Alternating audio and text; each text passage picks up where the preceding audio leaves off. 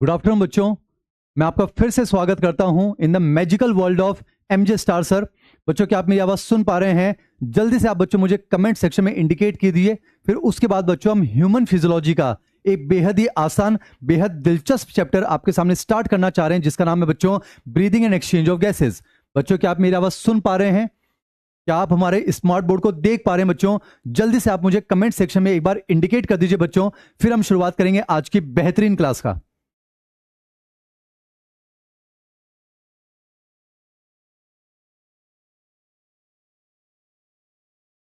बच्चों, बच्चे जो हैं लगातार मुझसे टेस्ट का जो है सिलेबस पूछ रहे हैं, तो बच्चों मैं आपको टेस्ट का सिलेबस बता देता हूं। जो हमारा टेंटेटिव सिलेबस है बच्चों, जो हमारा प्रोजेक्टेड सिलेबस है 16 तारीख वाले आपके माइनर टेस्ट का बच्चों, तो इस माइनर टेस्ट में बैक पोर्शन नहीं पूछा जा रहा है बच्चों। मैं आपको फिर से बता रहा हूं बच्चों, इस वाले अपकमिंग माइनर टेस्ट के अंदर कोई भी बैक पोर्शन नहीं पूछा जा रहा है बच्चों। मैं आपसे सिर्फ और सिर्फ दो चैप्टर्स जो है वो पूछना चाह रहा हूं बच्चों। एक तो है लोकोमोशन एंड मूवमेंट कंप्लीट, जिसमें बेटा स्केलेटल सिस्टम और मसल वाले पोर्शन को हम डिस्कस करेंगे। और बेटा हम बात करना चाह रहे हैं breathing and exchange of gases की, यानी कि श्वसन और गैसों का विनिमय। तो मैं उम्मीद करता हूं बच्चों अब टेस्ट के सिलेबस को लेकर कोई भी बच्चा परेशान नहीं होगा। बेटा 16 तारीख को जो आपका माइनर टेस्ट है उसका सिलेबस मैं आपको फिर से बता रहा हूं बच्चों। दो चैप्टर्स जो हैं वो पूछे जाएंगे बच्चों, locomotion and movement, breathing and exchange of gases. तो टेस्ट का सिलेबस मैं आपको बता चुका हूं बच्चों, फिर से रिपीट कर देता हूं। कोई भी बच्चा किसी भी कारण से परेशान नहीं होगा। तो बच्चों दो चैप्टर्स जो हैं वो बायो के अंदर मेरी तरफ से, यानी जो 45 क्वेश्चंस होंगे वो इन दो चैप्टर्स को मिलाकर आपसे पूछे जाएंगे। फिर से दोहराता हूं बच्चों, लोकोमोशन एंड मूवमेंट कंप्लीट आएगा, और बच्चों breathing and exchange of gases जो है वो चैप्टर भी कंप्लीट आएगा। बच्चों टेस्ट से पहले अभी हमारे पास जो है 4 लेक्चर्स है बच्चों, तो होपफुली बहुत इजीली जो है बच्चों 4 लेक्चर्स के अंदर ये चैप्टर इजीली कंप्लीट हो जाएगा। तो सिलेबस फिर से दोहरा रहा हूं, कोई भी बच्चा जो है टेस्ट के सिलेबस को लेकर अब परेशान नहीं होना चाहिए। दो चैप्टर्स पूछ रहा हूं बच्चों, locomotion and movement and breathing and exchange of gases. अब अगर आप मुझे सुन पा रहे हैं, जल्दी से मुझे एक बार आप इंडिकेट कर दीजिए। फिर हम शुरुआत करेंगे बच्चों breathing and exchange of gases की।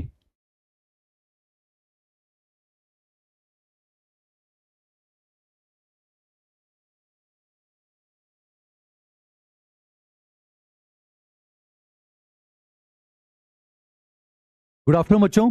आज हम ह्यूमन फिजियोलॉजी का एक नया चैप्टर स्टार्ट करना चाह रहे हैं बच्चों, जिसका नाम है breathing and exchange of gases. बच्चों आप जो हैं कमेंट सेक्शन से थोड़ा अपने आप को दूर कर लीजिए, और 4:50 तक नॉन स्टॉप आज की इस क्लास को सुनने के लिए मेरे साथ आप जुड़ जाइए बच्चों। तो ऑनलाइन को ऑफलाइन की दुनिया बनाना चाहते हैं, पूरी मेहनत करेंगे। मकसद बच्चों माँ है, वो आपके सामने लिखा हुआ है। तो जल्द से जल्द बच्चों आप जो हैं कमेंट सेक्शन से दूर हट जाइए। कुछ बच्चों को यह भी कंफ्यूजन है कि माइनर टेस्ट 17 को है, ऐसा नहीं है बच्चों। माइनर टेस्ट आपका जो है बच्चों एक दिन जो है प्रीपोन्ड हो चुका है।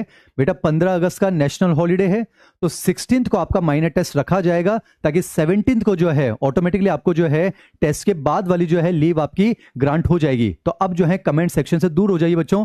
आइए शुरुआत करते हैं ह्यूमन फिजियोलॉजी का दूसरा चैप्टर, जिसका नाम है बच्चों breathing and exchange of gases. बच्चों अगर हम 11th क्लास की बायो की रेस्पेक्टेबल लेटेस्ट एनसीईआरटी की बात करें बच्चों, तो वहां से हम न्यूरल कंट्रोल एंड कोऑर्डिनेशन, यानी बच्चों तंत्रिकीय नियंत्रण एवं समन्वय चैप्टर कंप्लीट कर चुके हैं। केमिकल कोऑर्डिनेशन एंड इंटीग्रेशन, रासायनिक समन्वय तथा एकीकरण हम कंप्लीट कर चुके हैं। और बच्चों लोकोमोशन एंड मूवमेंट, वो चैप्टर हम पिछली क्लास में सक्सेसफुली कंप्लीट कर चुके हैं। तो चलिए बच्चों ह्यूमन फिजियोलॉजी के सिलसिले को आगे ले चलते हैं। आज आपके सामने एक नया चैप्टर स्टार्ट करने जा रहा हूं, जिसका नाम है बच्चों breathing and exchange of gases. भाषा को लेकर परेशान होने की कोई जरूरत नहीं बच्चों, इसको कहा जाता है breathing and exchange of gases, या हिंदी में हम कह सकते हैं श्वसन तथा गैसों का विनिमय। मैं आपको बता दूं बच्चों, आपकी 11th क्लास की जो बायो की लेटेस्ट एनसीईआरटी है उसमें ये चैप्टर बच्चों पेज नंबर 183 पर शुरू होता है। अब आपका जो मॉड्यूल नंबर 5 है बच्चों मॉड्यूल नंबर 6 जो है वो कंप्लीट हो चुका है। बायो के हम मॉड्यूल नंबर 5 पर आ चुके हैं, और उसमें बच्चों पेज नंबर 1 है। तो बायो का मॉड्यूल नंबर 5, उसमें पेज नंबर 1 है, और 11th क्लास की बायो के एनसीईआरटी पेज नंबर 183 पर बच्चों ये चैप्टर शुरू होता है। हेडिंग लिखा हुआ है breathing and exchange of gases. अब देखिए बच्चों एनसीईआरटी पेज नंबर 183 पर या मॉड्यूल नंबर 5 के पेज नंबर 1 पर शुरुआत में हमने बच्चों एक पैराग्राफ लिखा है। वो पैराग्राफ बच्चों एनसीईआरटी का है। वो पैराग्राफ आपको यह समझाने की कोशिश करेगा कि रेस्पिरेटरी सिस्टम जो है, जो श्वसन तंत्र है, आखिर उसका हमारे शरीर में मकसद क्या है। तो बच्चों एनसीईआरटी पेज नंबर 183 हो या फिर बायो के मॉड्यूल नंबर 5 के पेज नंबर 1 का पैराग्राफ हो, तो वो एज इट इज एनसीईआरटी का है, वही आपके सामने पेश करने की शुरुआत करता हूं। बेटा समझिएगा, मैं फिलहाल आपको चैप्टर का मतलब समझाऊंगा, क्योंकि उसके बाद बच्चों फिर रटने वाला पोर्शन शुरू हो जाएगा, तो मेरे साथ आप कनेक्टेड हो जाएंगे। आइए एक नए चैप्टर की मिलकर शुरुआत करते हैं। चेहरे पर मुस्कुराहट रखेंगे। चैप्टर का नाम बच्चों breathing and exchange of gases. तो क्यों ना बच्चों उसी छोटे शब्द के साथ मैं इस चैप्टर की शुरुआत करता हूं, दैट इज बायोलॉजी। मेरे साथ कनेक्टेड रहेंगे बच्चों 450 तक। अब हमें नॉन स्टॉप डिस्कस करना है। चलिए शुरू करते हैं। सुनना बच्चों, आपके सामने मैंने एक शब्द इंट्रोड्यूस किया बच्चों, बायोलॉजी। जीव विज्ञान, याद कीजिए जीवन का अध्ययन कहलाता है जीव विज्ञान। बच्चों study of life is known as biology. अब अगर आप जिंदा रहना चाहते हो, जिंदा तो हमें रहना है बच्चों, पर हमें ढंग से जिंदा रहना होगा। मेरे शब्दों को ध्यान से सुनेंगे। सुनिए बच्चों, जीवन का अध्ययन कहलाता है जीव विज्ञान। अगर हमें जिंदा रहना है तो इसका मतलब है बॉडी के सेल्स को जिंदा रहना है। समझिए बेटा, हम पढ़ चुके हैं cell is the basic unit of life. बेटा जो कोशिकाएं होती है वो जीवन की मूलभूत इकाई होती हैं, आधारपूर्ण इकाई होती है। यानी समझिए जीवन का अध्ययन कहलाता है जीव विज्ञान। बच्चों पूरे हिंदुस्तान में एमजे सर आपको इस चैप्टर का हेडिंग समझाने की कोशिश कर रहे हैं कि चैप्टर का नाम आखिर breathing and exchange of gases क्यों है, चैप्टर का नाम आखिर श्वसन और गैसों का विनिमय क्यों है। यह बात आपको समझ में आएगी बच्चों एनसीईआरटी पेज नंबर 183 के पहले पैराग्राफ से। मेरे साथ कनेक्टेड हो जाएंगे। ध्यान सुनिए बच्चों, जीवन का अध्ययन कहलाता है जीव विज्ञान। अब अगर हमें जिंदा रहना है बच्चों, तो बॉडी के सभी सेल्स को जिंदा रहना है, क्योंकि हम जानते हैं cell is the basic unit of life. बेटा सेल जिंदा रहेंगे तो टिश्यू जिंदा रहेंगे, टिश्यू जिंदा रहेंगे तो ऑर्गन जिंदा रहेंगे, ऑर्गन जिंदा रहेंगे तो ऑर्गन सिस्टम जिंदा रहेंगे। बेटा कोशिका मिलकर बनाती है उत्तक, उत्तक मिलकर बनाते हैं अंग, अंग मिलकर बनाते हैं अंग तंत्र, और अंग तंत्र मिलकर बनाते हैं जटिल प्राणी। यानी समझिए जीवन का अध्ययन कहलाता है जीव विज्ञान। इस सोच के साथ बैठेंगे कि क्लास में जो है आपको याद हो जाना चाहिए। वापस से शुरुआत करता हूं बच्चों, मकसद ऑफ रेस्पिरेटरी सिस्टम। ध्यान सुने बच्चों, जीवन का अध्ययन कहलाता है जीव विज्ञान। अगर हमें जिंदा रहना है तो बच्चों हमें अपने बॉडी के सेल्स को जिंदा रखना होगा, और किसी भी सेल को जिंदा रहने के लिए क्या चाहिए बच्चों, एनर्जी। किसी भी सेल को जिंदा रहने के लिए क्या चाहिए बच्चों, एनर्जी, यानी उसको ऊर्जा चाहिए होती है। और आपको पता है बच्चों एनर्जी के प्रोडक्शन के लिए सेल को क्या करना होगा, मेटाबॉलिज्म करना होगा, यानी कि उसको उपापचय क्रिया करनी होगी। बेटा ये बात तो एनसीईआरटी लिविंग वर्ल्ड चैप्टर में भी तो लिखा करती है, metabolism is the defining feature of all the living organism without any exception. याद कीजिए बच्चों, बिना किसी अपवाद के। अगर आप किसी को जीवित कहना चाहते हो तो उसके अंदर बच्चों उपापचय क्रियाएं तो होनी चाहिए। अब समझिए, आपको पता है बच्चों मेटाबॉलिज्म भी दो टाइप का हो सकता है। किसी का बनना कहलाता है एनाबॉलिज्म यानी संश्लेषण, किसी का टूटना कहलाता है कैटाबॉलिज्म यानी कि विघटन। आप देख पा रहे हैं बच्चों, मैंने आपके सामने इस सेल के अंदर ग्लूकोज की जो है बेटा ऑक्सीडेटिव कैटाबॉलिक रिएक्शन लिखी है। आप इस रिएक्शन को जानते हैं बच्चों। पहली बात तो बैलेंस रिएक्शन, ये ध्यान सुनिएगा, पूरे हिंदुस्तान में एमजे सर आपको चैप्टर का जो है हेडिंग समझा रहे हैं बच्चों। उसके बाद तो फिर रटने वाला पोर्शन शुरू हो जाएगा। मेरे साथ कनेक्टेड रहेंगे बेटा। आप देख पा रहे हैं ये जो रिएक्शन लिखी हुई बच्चा सेल के अंदर, ये ग्लूकोज का ऑक्सीडेशन आपको देखने को मिल रहा है बेटा। ये ग्लूकोज का ऑक्सीकरण है। आप देख पा रहे हैं ऑक्सीजन की मदद से ग्लूकोज टूट रहा है किसके अंदर बच्चों, CO2 वाटर और एनर्जी। मैंने आपसे क्या कहा, जीवन का अध्ययन कहलाता है जीव विज्ञान।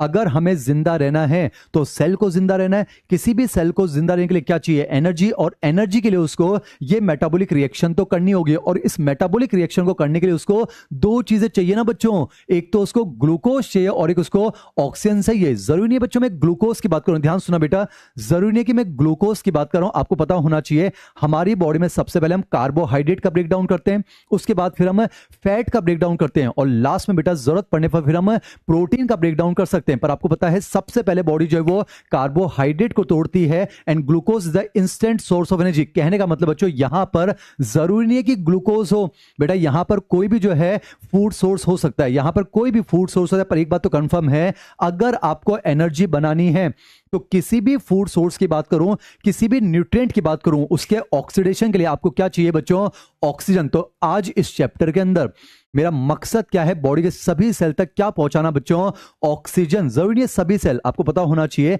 हमारे शरीर की कुछ कोशिकाएं ऐसी होती हैं, कुछ सेल ऐसे होते हैं बेटा जो एनारोबिक रेस्पिरेशन भी करते हैं, जैसे आपको पता है आरबीसी, पर मैं आम भाषा में कह सकता हूं, वापस से बोल रहा हूं बच्चों, जीवन का अध्ययन कहलाता है जीव विज्ञान। मकसद समझा रहा हूं, अगर हमें जिंदा रहना है तो सेल को जिंदा रहना है, और किसी भी सेल को जिंदा रहने के लिए क्या चाहिए, एनर्जी।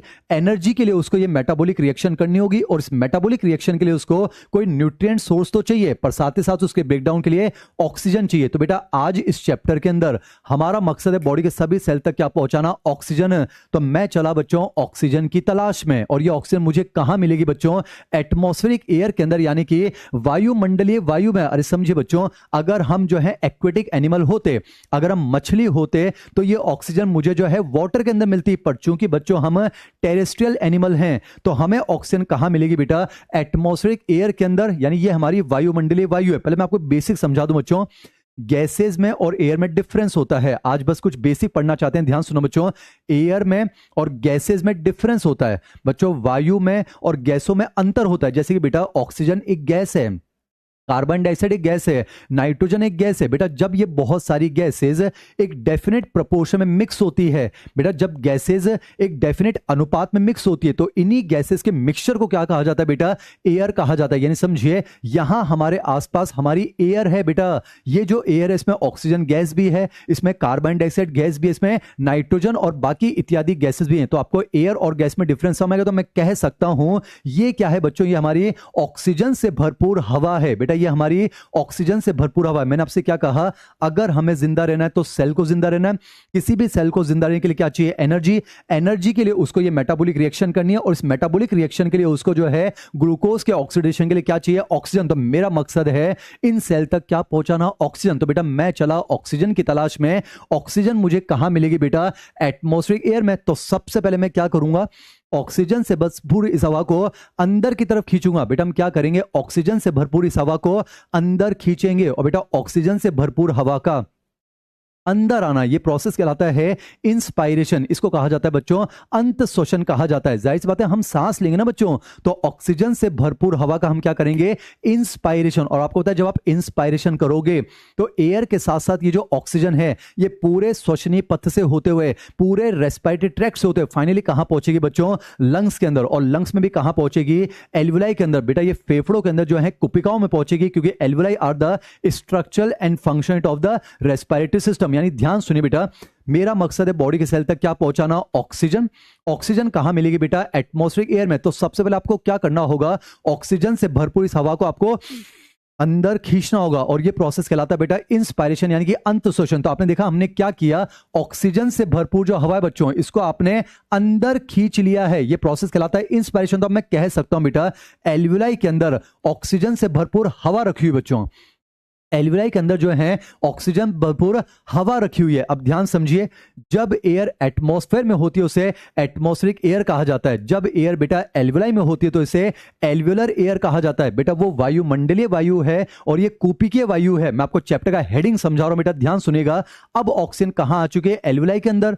पर मुझे इस ऑक्सीजन को बच्चों कहां लेकर जाना है, बॉडी के सेल तक। क्या खुद एल्वुलाई लेकर जाएंगे, नहीं। कौन लेकर जाएगा बेटा, ब्लड। तो आप ध्यान से देखिए अब क्या होगा, ये जो ऑक्सीजन है बेटा ये एल्वुलाई की मेम्ब्रेन से डिफ्यूज होकर कहां चली जाएगी, ब्लड के अंदर। कहां चली जाएगी बच्चों, ब्लड में। और आपको होता है ब्लड जो है, हमारा ब्लड जो बेटा अब वो इस ऑक्सीजन को ट्रांसपोर्ट करेगा, इसका परिवहन करेगा, और ऑक्सीजन को कहां लेकर पहुंचेगा बेटा, टिश्यू के पास। अब समझिए ये जो ऑक्सीजन है ये ब्लड से डिफ्यूज होकर जो है टिश्यू फ्लूइड में चली जाएगी, और टिश्यू फ्लूइड से होते बेटा ये सेल के अंदर चल जाएगी। और ये सेल अब क्या करेगा, उस ऑक्सीजन की मदद से ये ग्लूकोज जैसे न्यूट्रिएंट मॉलिक्यूल को इनडायरेक्टली तोड़कर एनर्जी का प्रोडक्शन करेगा। मैंने एक वर्ड यूज किया बेटा इनडायरेक्टली, यानी अप्रत्यक्ष। तो एनसीईआरटी जो है पहले पैराग्राफ में क्या लिखती है, आपके पास एनसीईआरटी होनी चाहिए बच्चों, मकसद मां है, मेरे साथ जुड़ना पड़ेगा। एनसीईआरटी कहती है oxygen is utilised by all the organisms to indirectly break down nutrients like glucose. आप चेक कर सकते हैं एनसीईआरटी में लिखा हुआ बेटा कि जो लिविंग ऑर्गेनिजम्स होते हैं वो ग्लूकोज जैसे न्यूट्रिएंट मॉलिक्यूल को इनडायरेक्टली ब्रेक करने के लिए ऑक्सीजन का इस्तेमाल करते हैं। यानी समझे बेटा, ऑक्सीजन का इस्तेमाल जो है वो इनडायरेक्टली हो रहा है। इसका मतलब समझे बेटा, ऑक्सीजन कभी भी ग्लूकोज के साथ रिएक्ट थोड़ा ना करती है बेटा। ऑक्सीजन जो है वो डायरेक्टली ग्लूकोज के साथ रिएक्ट नहीं करती है। आपको शायद पता होना चाहिए, एक एक वर्ड समझा रहा हूं। ग्लूकोज का जो ब्रेकडाउन शुरू होता है बेटा, उसे ग्लाइकोलाइसिस कहा जाता है। और आपने पढ़ा होगा ग्लाइकोलाइसिस जो है बेटा, ये कॉमन पाथवे होता है between aerobic and anaerobic respiration. यानी ऑक्सीजन नहीं भी होगी तो ग्लूकोज का ब्रेकडाउन तो शुरू होगा। यानी समझे बेटा, ऑक्सीजन ग्लूकोज के साथ डायरेक्टली रिएक्ट नहीं करती है बेटा। यहां पर इनडायरेक्टली का मतलब क्या है, आपको थोड़ा आइडिया होना चाहिए। ऑक्सीजन तो बेटा लास्ट में इलेक्ट्रॉन ट्रांसपोर्ट सिस्टम में काम आती है, थोड़ा आइडिया होना चाहिए। ऑक्सीजन बेटा ये लास्ट इलेक्ट्रॉन एक्सेप्टर के तौर पर काम आती है। तो आपको एनसीईआरटी का वर्ड क्लियर हो जाना चाहिए। Oxygen is utilized by the organisms to indirectly break down nutrients like glucose। अब समझिए, आपने ऑक्सीजन पहुंचा दी, बॉडी के सेल जो हैं ग्लूकोज जैसे न्यूट्रिएंट मॉलिक्यूल को ऑक्सीजन की मदद से इनडायरेक्टली ब्रेक करेंगे और क्या बनाएंगे बेटा, एनर्जी। अब समझिए, एनर्जी तो हो चुकी है। अगर आपसे एक शब्द में पूछा जाए श्वसन का मेन मकसद क्या है, रेस्पिरेशन का मेन मकसद क्या है, तो बेटा वो है एनर्जी प्रोडक्शन। पर अब आप ध्यान से देखिए, सेल ने एनर्जी तो बना ली बच्चों, सेल ने एनर्जी तो बना ली है, तो सेल जिंदा तो रहेंगे, पर गलती से सेल ने बेटा देखो एक टॉक्सिक कंपाउंड बनाया है, दैट इज कार्बन डाइऑक्साइड। बेटा कार्बन डाइऑक्साइड को जो है यूनिवर्सल टॉक्सिक कहा जाता है। तो अब ये सेल जो है ब्लड से क्या कहते हैं, आप ध्यान से सुनिएगा। अरे ओ ब्लड भैया सुनो ना, मेरे साथ कनेक्टेड रहेंगे बच्चों। मकसद जो है वो मां है, समझिए। अब ये सेल जो है ब्लड से क्या कहेंगे, पहले तो ब्लड भैया आपका बहुत बहुत तहे दिल से धन्यवाद अदा करते हैं कि आप हम तक ऑक्सीजन लेकर आए, और इसीलिए हमने ग्लूकोज जैसे न्यूट्रिएंट मॉलिक्यूल को ऑक्सीजन की मदद से इनडायरेक्टली ब्रेक किया है। एक एक शब्द एनसीईआरटी का बोल रहा हूं, तो देखिए ना भैया, आपका बहुत बहुत शुक्रिया अदा करते हैं, पर देखिए ना भैया, गलती से हमने क्या बना ली, CO2। और आपको पता है CO2 तो टॉक्सिक है। तो हम आपसे निवेदन करते हैं बच्चों, जिस तरह से भैया आप हम तक ऑक्सीजन लेकर आए हैं, प्लीज इस CO2 को ले जाइए। ब्लड बोलता है परेशान मत होइए, हम आपके साथ हैं। तो देखिए क्या होगा बेटा, अब ये CO2 यहां से डिफ्यूज होकर पहले टिश्यू फ्लूइड में आएगी, टिश्यू फ्लूइड से कहां चल जाएगी बेटा, ब्लड के अंदर। फिर आपको पता है बच्चों, जो ब्लड है वो CO2 को भी तो ट्रांसपोर्ट करेगा, और CO2 को ट्रांसपोर्ट करेगा बेटा टिश्यू से एल्वुलाई की तरफ। और अब ये जो कार्बन डाइऑक्साइड है ये डिफ्यूज होकर कहां चली जाएगी, एल्वुलाई के अंदर। तो बेटा अब ये जो कूपी के वायु है, ये जो एल्वुलर एयर है बेटा, ये कार्बन डाइऑक्साइड रिच हो चुके हैं। अब हम क्या करेंगे, कार्बन डाइऑक्साइड से भरपूर इस हवा को जो है एटमॉस्फेयर में रिलीज कर देंगे, और इसी प्रोसेस को कहा जाता है बेटा एक्सपायरेशन, यानी इसको बहिःश्वसन कहा जाता है। अब ध्यान से देखिए बेटा, ये जो एंटायर प्रोसेस है इसी को कहा जाता है रेस्पायरेशन। क्या कहलाता है बेटा, रेस्पायरेशन। मैं आपको हेडिंग समझाने की कोशिश करता हूं। रेस्पायरेटरी सिस्टम पढ़ रहे हैं बच्चों, श्वसन तंत्र। तो श्वसन तंत्र का मकसद क्या है, श्वसन करवाना यानी रेस्पायरेशन। और रेस्पायरेशन का मतलब है बॉडी के सभी सेल तक ऑक्सीजन पहुंचना, ताकि वो ग्लूकोज जैसे न्यूट्रिएंट मॉलिक्यूल को इनडायरेक्टली ब्रेक करके एनर्जी बना सकें, और वहां पर बनने वाली CO2 को बॉडी से बाहर रिलीज करना। तो बेटा ये जो एंटायर प्रोसेस होता है ये क्या कहलाता है, respiration. What is respiration, oxygen का जाना, एनर्जी का बनना, और CO2 का बॉडी से बाहर निकलना। ये जो एंटायर प्रोसेस है बेटा, इसी को कहा जाता है रेस्पायरेशन। क्या कहलाता है ये, रेस्पायरेशन। अगर मैं आपको एनसीईआरटी के हिसाब से बताऊं बच्चों, तो आप अपने मॉड्यूल में जो है पेज नंबर 1 पर चेक कर पाएंगे, और एनसीईआरटी में पेज नंबर 185 पर बेटा 185 पर आप चेक कर सकते हैं। मजाक नहीं चल रहा है, मकसद मां है, हमारे साथ जुड़ना होगा, समझे बेटा। अकॉर्डिंग टू एनसीईआरटी रेस्पिरेशन का जो प्रोसेस है बेटा, उसके अंदर 5 स्टेप होते हैं। कितने स्टेप होते हैं, 5 स्टेप। पर उससे पहले मैं आपको कुछ और समझाता हूं बेटा। एक जनाब आए थे, उनका नाम था GS कार्टर। ये नाम इंपॉर्टेंट नहीं है बेटा। उन्होंने रेस्पिरेशन के इस प्रोसेस को 3 पार्ट में डिवाइड किया है बेटा। What is respiration, what is श्वसन, ऑक्सीजन का जाना, एनर्जी का बनना, CO2 का निकलना। ये जो पूरा बेटा जो द्विदिशात्मक प्रोसेस, इसको रेस्पिरेशन कहा जाता है। पर समझिए, GS कार्टर ने बेटा इसको जो है 3 पार्ट में डिवाइड किया। अभी मैं आपको हिंदुस्तान में सिर्फ हेडिंग समझा रहा हूं बच्चों। 3 पार्ट में डिवाइड किया उन्होंने, एक्सटर्नल रेस्पिरेशन, इंटरनल रेस्पिरेशन और सेलुलर रेस्पिरेशन। बेटा सेलुलर तो नाम से पता चल रहा है, सेल के अंदर ये जो भी रिएक्शन होती है बेटा जिससे एनर्जी निकलती है उसको तो सेलुलर रेस्पिरेशन कहा जाता है। अब समझिए, एक्सटर्नल रेस्पिरेशन का मतलब क्या है बेटा, एटमॉस्फेयर और लंग्स के बीच में जो एयर का एक्सचेंज हो रहा है, बेटा यहां गैसेस का नहीं, एयर का एक्सचेंज हो रहा है। अरे देखो तो सही, ऑक्सीजन से भरपूर हवा अंदर आ रही है, बेटा ऑक्सीजन से भरपूर हवा अंदर आ रही है और कार्बन डाइऑक्साइड से भरपूर हवा बाहर जा रही है। यही तो बेटा इंस्पायरेशन प्लस एक्सपायरेशन है, यही तो अंत श्वसन प्लस बहिश्वसन है। तो बेटा समझिए, यही इंस्पायरेशन प्लस एक्सपायरेशन, इसी को कहा जाता है बच्चों एक्सटर्नल रेस्पायरेशन, इसी को कहा जाता है बेटा ब्रीदिंग, इसको जो है श्वासन कहा जाता है। समझिए, ये श्वासन है और ये श्वसन है, अकॉर्डिंग टू एनसीईआरटी समझा रहा हूं बेटा। इसी को जो है पल्मोनरी वेंटिलेशन कहा जाता है बेटा, फुफ्फुसीय संवातन। समझिए, शन मतलब फिनोमेना, वेंटिलेशन मतलब आना जाना, पल्मोनरी मतलब बेटा लंग्स की बात करें तो लंग्स के अंदर हवा का आना, इंस्पायरेशन हवा का जाना, एक्सपायरेशन तो इंस्पायरेशन प्लस एक्सपायरेशन, ये कहलाता है बेटा पल्मोनरी वेंटिलेशन। इसे कहा जाता है फुफ्फुसीय संवातन, इसी को कहा जाता है एक्सटर्नल रेस्पिरेशन, इसी को कहा जाता है बच्चों ब्रीदिंग। यानी ध्यान से सुनिए, ब्रीदिंग का मतलब रेस्पिरेशन नहीं है बच्चों। एक चीज समझा रहा हूं बेटा, ब्रीदिंग का मतलब रेस्पिरेशन थोड़ी ना है बच्चों। रेस्पिरेशन का मतलब तो है internal plus external plus cellular. बेटा रेस्पिरेशन का मतलब तो है external plus internal plus cellular, पर ब्रीदिंग का मतलब तो सिर्फ और सिर्फ बेटा एक्सटर्नल रेस्पिरेशन। तो आपकी एनसीईआरटी बेटा पहले पैराग्राफ में क्या लिखती है, breathing is commonly known as respiration, जो कि बेटा गलत है। बेटा ब्रीदिंग रेस्पिरेशन थोड़ी ना है, बेटा रेस्पिरेशन का मतलब तो क्या है, external plus internal plus cellular. पर ब्रीदिंग का मतलब पूरा रेस्पिरेशन थोड़ा बेटा, ब्रीदिंग का मतलब तो सिर्फ एक्सटर्नल रेस्पिरेशन है। तो समझे बेटा, ब्रीदिंग रेस्पिरेशन नहीं है, ब्रीदिंग सिर्फ रेस्पिरेशन का एक पार्ट है बच्चों। ब्रीदिंग जो है वो सिर्फ और सिर्फ एक्सटर्नल रेस्पिरेशन कहा जाता है। पर एनसीईआरटी क्या कहती है, breathing is commonly known as respiration. यानी एनसीईआरटी बेटा ब्रीदिंग को जो है रेस्पिरेशन कह देती है। तभी तो बेटा आगे जो है चैप्टर के अंदर जहां एनसीईआरटी को ब्रीदिंग शब्द लिखना चाहिए, वो वहां पर बेटा रेस्पिरेशन शब्द लिख देती है। जैसे आपको मैं एक हेडिंग बताऊंगा, रेगुलेशन ऑफ ब्रीदिंग, क्या पढ़ाऊंगा बेटा, रेगुलेशन ऑफ ब्रीदिंग। पर एनसीईआरटी ने क्या लिखा है हेडिंग, रेगुलेशन ऑफ रेस्पिरेशन। अरे समझिए, एनसीईआरटी ब्रीदिंग को रेस्पिरेशन कह चुकी है ना बच्चों, इसलिए एनसीईआरटी ब्रीदिंग की जगह क्या लिखती है, रेस्पिरेशन। तो अकॉर्डिंग टू एनसीईआरटी मान के चलेंगे कि जो श्वासन है बेटा, ब्रीदिंग मतलब होता है श्वासन, ये होता है श्वसन। तो अकॉर्डिंग टू एनसीईआरटी मान के चलेंगे कि ब्रीदिंग जो है उसको रेस्पिरेशन कहा जा सकता है। पर समझेगा, ब्रीदिंग रेस्पिरेशन नहीं है बेटा, ब्रीदिंग रेस्पिरेशन का बस एक पार्ट है, ये भी मैंने आपको समझा दिया। अब समझिए, ये तो हो गया बेटा external respiration. What is external respiration, breathing, pulmonary ventilation. समझिए, इंस्पायरेशन प्लस एक्सपायरेशन। अब देखिए इंटरनल रेस्पिरेशन में क्या आता है बेटा, इंटरनल रेस्पिरेशन में क्या आता है, ध्यान से देखिएगा, दो जगह पर तो गैसेस का एक्सचेंज हो रहा है बेटा, दो जगह पर गैसेस का। समझिए, यहां तो हवा का एक्सचेंज हो रहा है, पर यहां देखिए बेटा गैसेस का एक्सचेंज हो रहा है एक एल्वियोलाई लेवल पर, ये हम आगे डिस्कस करेंगे बेटा, एक एल्वियोलाई लेवल पर और एक टिश्यू लेवल पर। आप ध्यान से देखिए, ऑक्सीजन जो है ब्लड में जा रही है और CO2 एल्वियोलाई में आ रही है। बेटा गैसेस का क्या हुआ, एक्सचेंज। यहां देखिए टिश्यू लेवल पर एक्सचेंज हो रहा है, ऑक्सीजन टिश्यू में जा रही है और CO2 ब्लड में आ रही है। तो गैसेस का क्या हो रहा है, एक्सचेंज।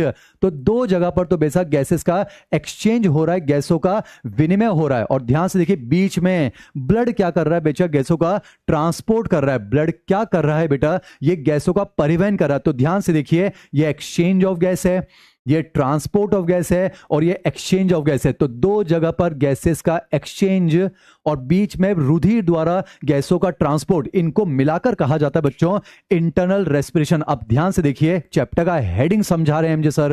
बेटा रेस्पिरेशन को तीन पार्ट में डिवाइड करते हैं, एक्सटर्नल, इंटरनल और सेलुलर। बेटा सेलुलर रेस्पिरेशन जो है आपको बॉटनी में पढ़ाया जाता है, आप जानते हैं ग्लाइकोलाइसिस पढ़ाया जाएगा आपको, वहां पर क्रेब्स साइकिल पढ़ाया जाएगा, citric acid cycle, electron transport system. यानी समझे बेटा, जूलॉजी के इस चैप्टर में सेलुलर रेस्पिरेशन मुझे आपको नहीं पढ़ाना है। पूरे हिंदुस्तान में मैं आपको चैप्टर का हेडिंग समझा रहा हूं बच्चों, मुझे आपको इस चैप्टर में सिर्फ एक्सटर्नल और इंटरनल रेस्पिरेशन पढ़ाना है।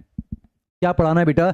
एक्सटर्नल और इंटरनल। याद कीजिए, एक्सटर्नल को कहा जाता है ब्रीदिंग, तो क्या पढ़ाना है बेटा? ब्रीदिंग। और याद कीजिए, इंटरनल की शुरुआत होती है एक्सचेंज ऑफ गैस से, इंटरनल का अंत होता है एक्सचेंज ऑफ गैस। वो अलग बात है, बीच में एक छोटा सा टॉपिक आ जाएगा, ट्रांसपोर्ट ऑफ गैस। तो ध्यान से देखिए, मुझे आपको ब्रीदिंग पढ़ाना है और एक्सचेंज ऑफ गैस। तो उम्मीद करता हूं चैप्टर का हेडिंग समझ में आया होगा। बेटा ब्रीदिंग का मतलब है एक्सटर्नल रेस्पिरेशन, और एक्सचेंज ऑफ गैस और ट्रांसपोर्ट ऑफ गैस का मतलब है इंटरनल रेस्पिरेशन। तो मुझे आपको सिर्फ और सिर्फ एक्सटर्नल और इंटरनल ही तो पढ़ाना है बेटा, सेलुलर रेस्पिरेशन जो है वो नहीं पढ़ाना है। तो उम्मीद करता हूं चैप्टर का हेडिंग आपको समझ में आया होगा। अब आप ध्यान से देखिए, रेस्पिरेशन को हमने तो 3 पार्ट में डिवाइड कर दिया, पर हमारा भगवान जो है, हमारी एनसीईआरटी क्या कहती है कि the respiration involves the 5 step. NCERT खोल कर देखिए बच्चों, पेज नंबर 185 पर एनसीईआरटी में लिखा हुआ है।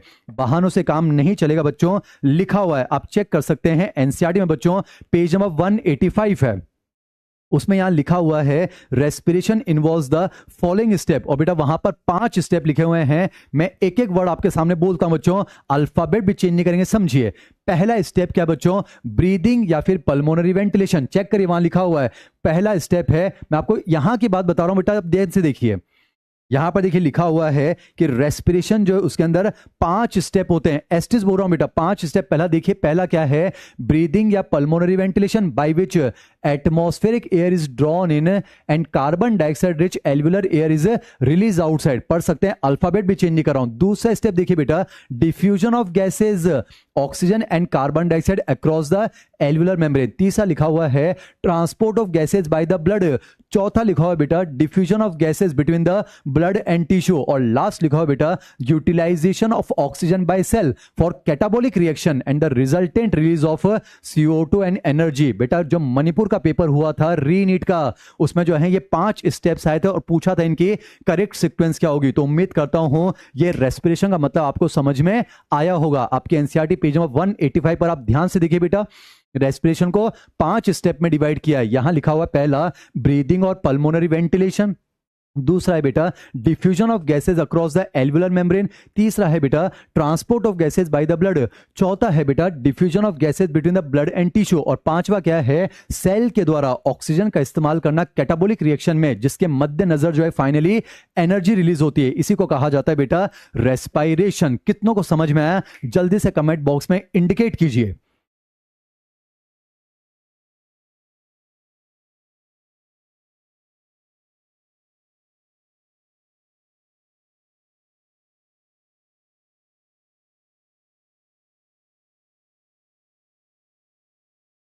पूरे हिंदुस्तान में कॉन्फिडेंस से बोलते हैं एमजे सर कि शायद आपको अपने जीवन में पहली बार चैप्टर का हेडिंग समझ में आएगा बच्चों, आपकी आत्मा जानती है ये।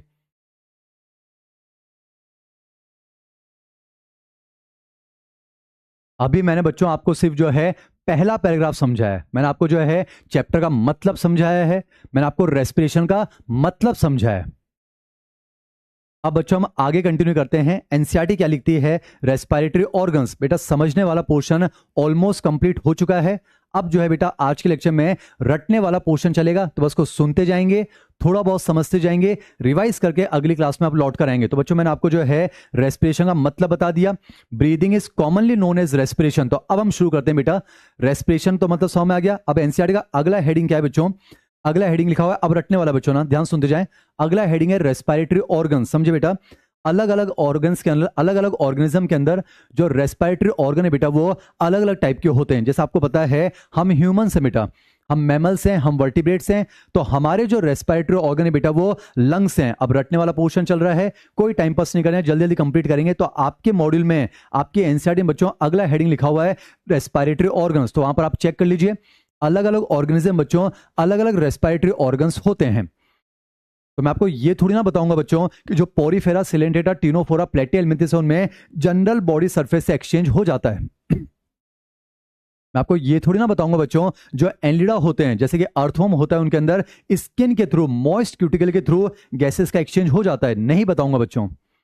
माफ कीजिए, मैं आपको नहीं बता सकता कि जो एक्वेटिक आर्थ्रोपोड्स होते हैं, जो मोलस्क होते हैं, जो फिशेज होती हैं, उनमें गिल्स के थ्रू रेस्पिरेशन हो जाता है। मैं आपको नहीं बता पाऊंगा कि जो हमारे लैंड इंसेक्ट्स होते हैं उनके अंदर ट्रेकियल ट्यूब्स की मदद से रेस्पिरेशन होता है। और लास्ट वाला तो मैं आपको नहीं बता सकता बच्चों, जो रेप्टाइल्स, एवीज और मैमल्स, उनमें थ्रू आउट लाइफ जो है लंग्स, उनके रेस्पिरेटरी ऑर्गन पाए जाते हैं। माफी चाहूंगा, ये मैं आपको नहीं बता सकता बच्चों।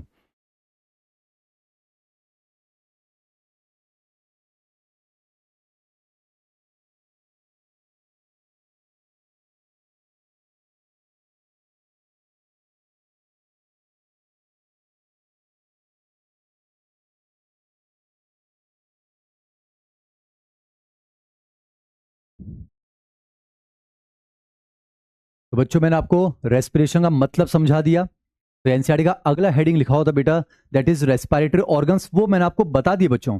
तो अलग अलग ऑर्गेनिज्म के अंदर अलग अलग रेस्पिरेटरी ऑर्गन हो सकते हैं बेटा। किसी के अंदर जनरल बॉडी सरफेस से गैसेस का एक्सचेंज हो जाता है, बता तो दिया बच्चों।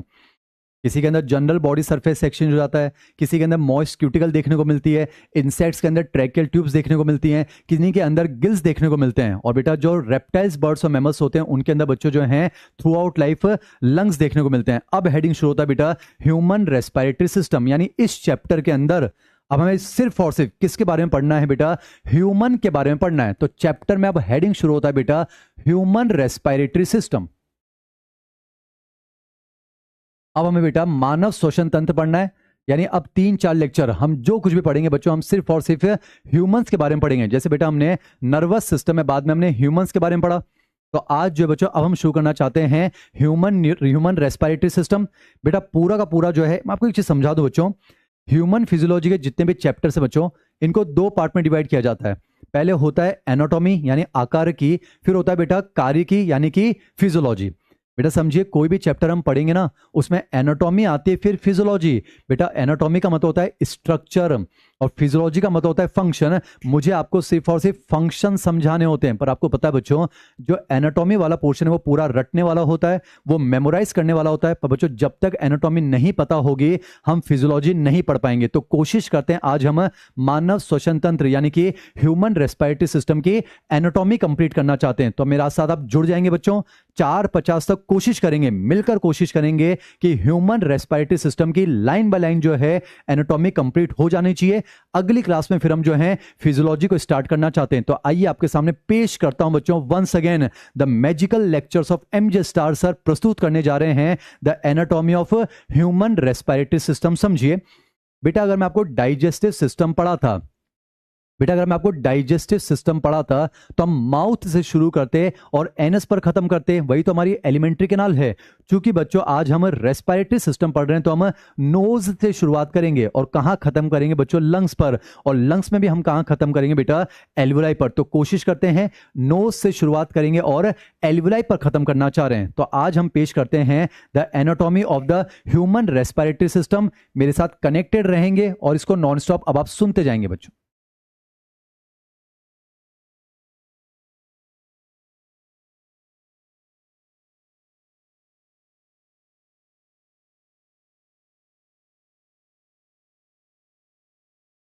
समझने वाला पोर्शन था, हमने समझा बच्चों। अब रटने वाला पोर्शन है, इसको जल्दी से कंप्लीट करना है, ध्यान से सुनेंगे लेकिन।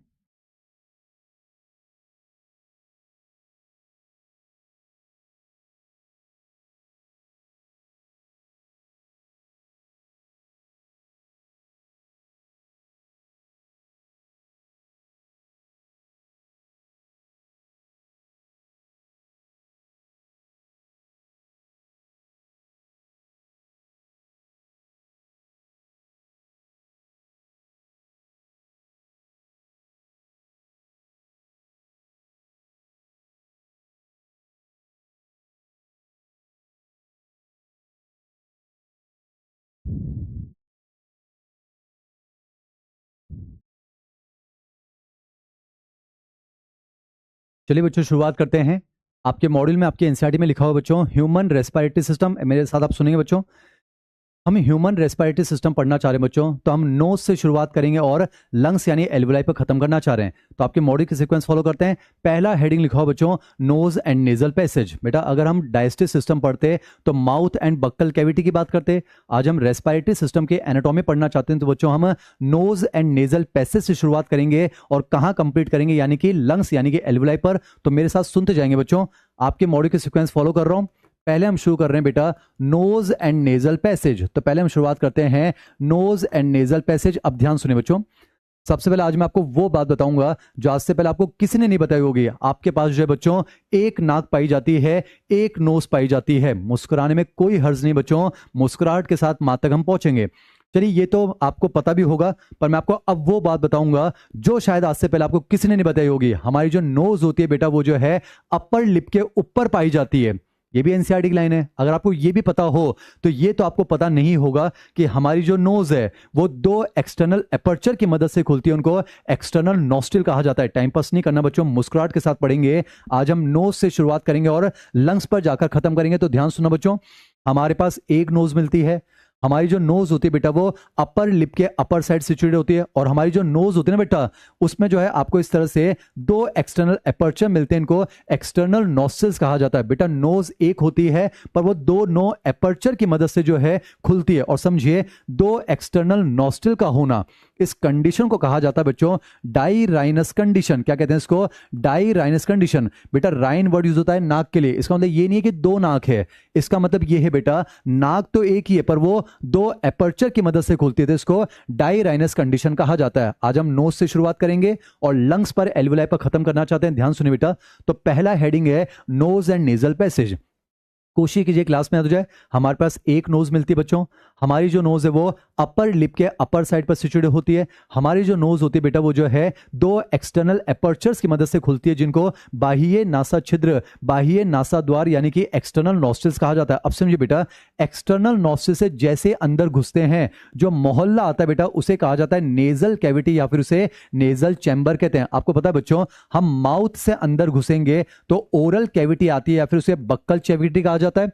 पर देखिए बेटा नोज में अंदर घुसेंगे तो नेजल चैम्बर या फिर नेजल कैविटी आती है। आपको यह आइडिया होना चाहिए कि नेजल चैम्बर और बक्कल चैम्बर बेटा ये दोनों जो एक हॉरिजॉन्टल स्ट्रक्चर से सेपरेटेड होते हैं, जिसे पैलेट कहा जाता है। बेटा उसे तालू कहते हैं। आपको यह भी आइडिया होना चाहिए पैलेट को जो है दो पार्ट में डिवाइड किया जाता है। आगे वाला बेटा हार्ड पैलेट होता है, पीछे वाला सॉफ्ट पैलेट होता है। मैं आपको समझाना चाहूंगा, सॉफ्ट पैलेट अपने पोस्टीरियर साइड पर एक फिंगर लाइक स्ट्रक्चर से लटक जाता है बेटा, उसी को कहा जाता है यूवुला। क्या कहते हैं बेटा? इसे यूवुला कहा जाता है, इसे वीलम पैलेटाई कहा जाता है। आपको पता होगा बच्चों, आप जो है अपने माउथ को वाइडली ओपन करेंगे तो एक बेल शेप्ड स्ट्रक्चर, एक घंटी नुमा स्ट्रक्चर आपको अंदर की तरफ हैंग होता हुआ दिखता है, उसी को बेटा यूवुला कहा जाता है। और देखिए इस यूवुला की डॉर्सल सरफेस पर यानी अपर सरफेस पर दो एपर्चर्स और मिलते हैं बेटा, जिन्हें इंटरनल नॉस्ट्रिल्स कहा जाता है। बेटा ये तो एक्सटर्नल नॉस्ट्रिल है, इन्हें इंटरनल नॉस्ट्रिल कहा जाता है। अब ध्यान से सुनिएगा, जैसे हम एक्सटर्नल नॉस्ट्रिल से अंदर घुसते हैं बच्चों, यहां पर आता है नेजल चैम्बर या फिर नेजल कैविटी। अब मैं आपको समझा देता हूं, ये बात मॉडल की नहीं है, वैसे एनसीईआरटी की नहीं है। नेजल चैम्बर को बेटा इस तरह से तीन जोन में डिवाइड किया जा सकता है। एक वन जोन है, ये सेकेंड जोन है और ये थर्ड जोन है। अब ध्यान सुनिए बेटा, जो सबसे आउटर माला होता है इसे कहा जाता है वेस्टिबुलर रीजन, बीच वाला कहलाता है रेस्पिरेटरी रीजन और सबसे अंदर वाला कहलाता है ऑल्फैक्टरी रीजन। बेटा समझिए, माउथ से जैसे अंदर घुसेंगे तो यहां पर ओरल वेस्टिब्यूल आता है, आप एक्सटर्नल नॉस्ट्रिल से अंदर घुसेंगे तो बेटा नेजल वेस्टिब्यूल आता है। समझिए, ये जो वेस्टिबुलर रीजन है बेटा ये स्किन के फोल्ड से बनता है। इसके अंदर इस तरह से जो है हमें हेयर देखने को मिलते हैं और साथ ही साथ बेटा यहां पर सेबेशियस ग्लैंड्स देखने को मिलती है। तो आप देखिए, जो सबसे पहला वाला पोर्शन है बेटा एक्सटर्नल नॉस्ट्रिल से जैसे अंदर घुसते हैं यहां वेस्टिबुलर रीजन आता है, और ये बेटा इसके अंदर आपको छोटे छोटे हेयर देखने को मिलते हैं। तो उन हेयर का फंक्शन क्या है? हवा के साथ अगर कोई डस्ट पार्टिकल आएंगे तो उनको ये ट्रैप करेगा ताकि वो डस्ट पार्टिकल अंदर की तरफ पेनिट्रेट ना कर सके। बस इतना याद रह जाए बेटा। जो रेस्पिरेटरी रीजन है यहां पर एक स्पेशल टाइप की एपिथेलियम मिलती है जिसे रेस्पिरेटरी एपिथेलियम यानी श्वसन उपकला कहा जाता है। और जो ऑल्फैक्टरी रीजन बेटा यहां पर एक स्पेशल टाइप का एपिथेलियम मिलता है जिसे ऑल्फैक्टरी एपिथेलियम कहा जाता है, जिसे स्नेडेरियन मेम्ब्रेन भी कहा जाता है। आप अकॉर्डिंग टू एनसीईआरटी याद रखेंगे, हमारी जो नोज होती है वो अपर लिप के अपर साइड प्रेजेंट होती है। ये दो एक्सटर्नल एपर्चर की मदद से खुलती है, जिनको एक्सटर्नल नॉस्ट्रिल कहा जाता है। और एक्सटर्नल नॉस्ट्रिल से जैसे अंदर घुसेंगे क्या आता है बेटा, हमारा नेजल चैम्बर आता है या फिर नेजल कैविटी है, यानी कि नेजल पैसेज आपको देखने को मिलता है। अब समझिए बच्चों, यहां पर नंबर 1 तो कंप्लीट हो चुका है, नेजल पैसेज, पर कुछ बातें मैं आपको यहां पर समझाता हूं बेटा, ध्यान से देखिए। यहां पर आप देख पा रहे हैं ये नेजल चैम्बर है, ये ओरल चैम्बर है। बेटा आज सिर्फ एनाटॉमी चल रही है, समझना कुछ नहीं है, बस इसको ध्यान से सुनते जाएं बेटा। ये नेजल चैम्बर है और ये ओरल चैम्बर है। अब देखिए बेटा, यहां पर ये जो मैंने एक डॉटेड वाला रीजन बनाया बेटा, इसे कहा जाता है फेरिंग्स, इसे फेरिंग्स कहा जाता है। और ध्यान से देखिए, ये जो यूवुला है बेटा, ये फेरिंग्स को दो इनकम्प्लीट चैम्बर में डिवाइड करता है। ये नेजल कैविटी की तरफ है, इसे नेजोफेरिंग्स कह देंगे। ये ओरल कैविटी की तरफ है, इसे ओरोफेरिंग्स कह देंगे। बेटा फेरिंग्स के बारे में एनसीईआरटी लाइन ये याद रखेंगे, it is a common passage for food and air. बेटा जो हवा होगी वो भी फेरिंग से होकर गुजरेगी, और जो फूड होगा बेटा वो भी फेरिंग से होकर गुजरेगा। तो एनसीईआरटी लाइन क्लियर हो चुकी है। जो फेरिंग से बेटा ये जो है फूड और एयर के पैसेज का एक कॉमन पैसेज आपको देखने को मिलता है। अब कुछ बातें करते हैं, ध्यान सुना बेटा।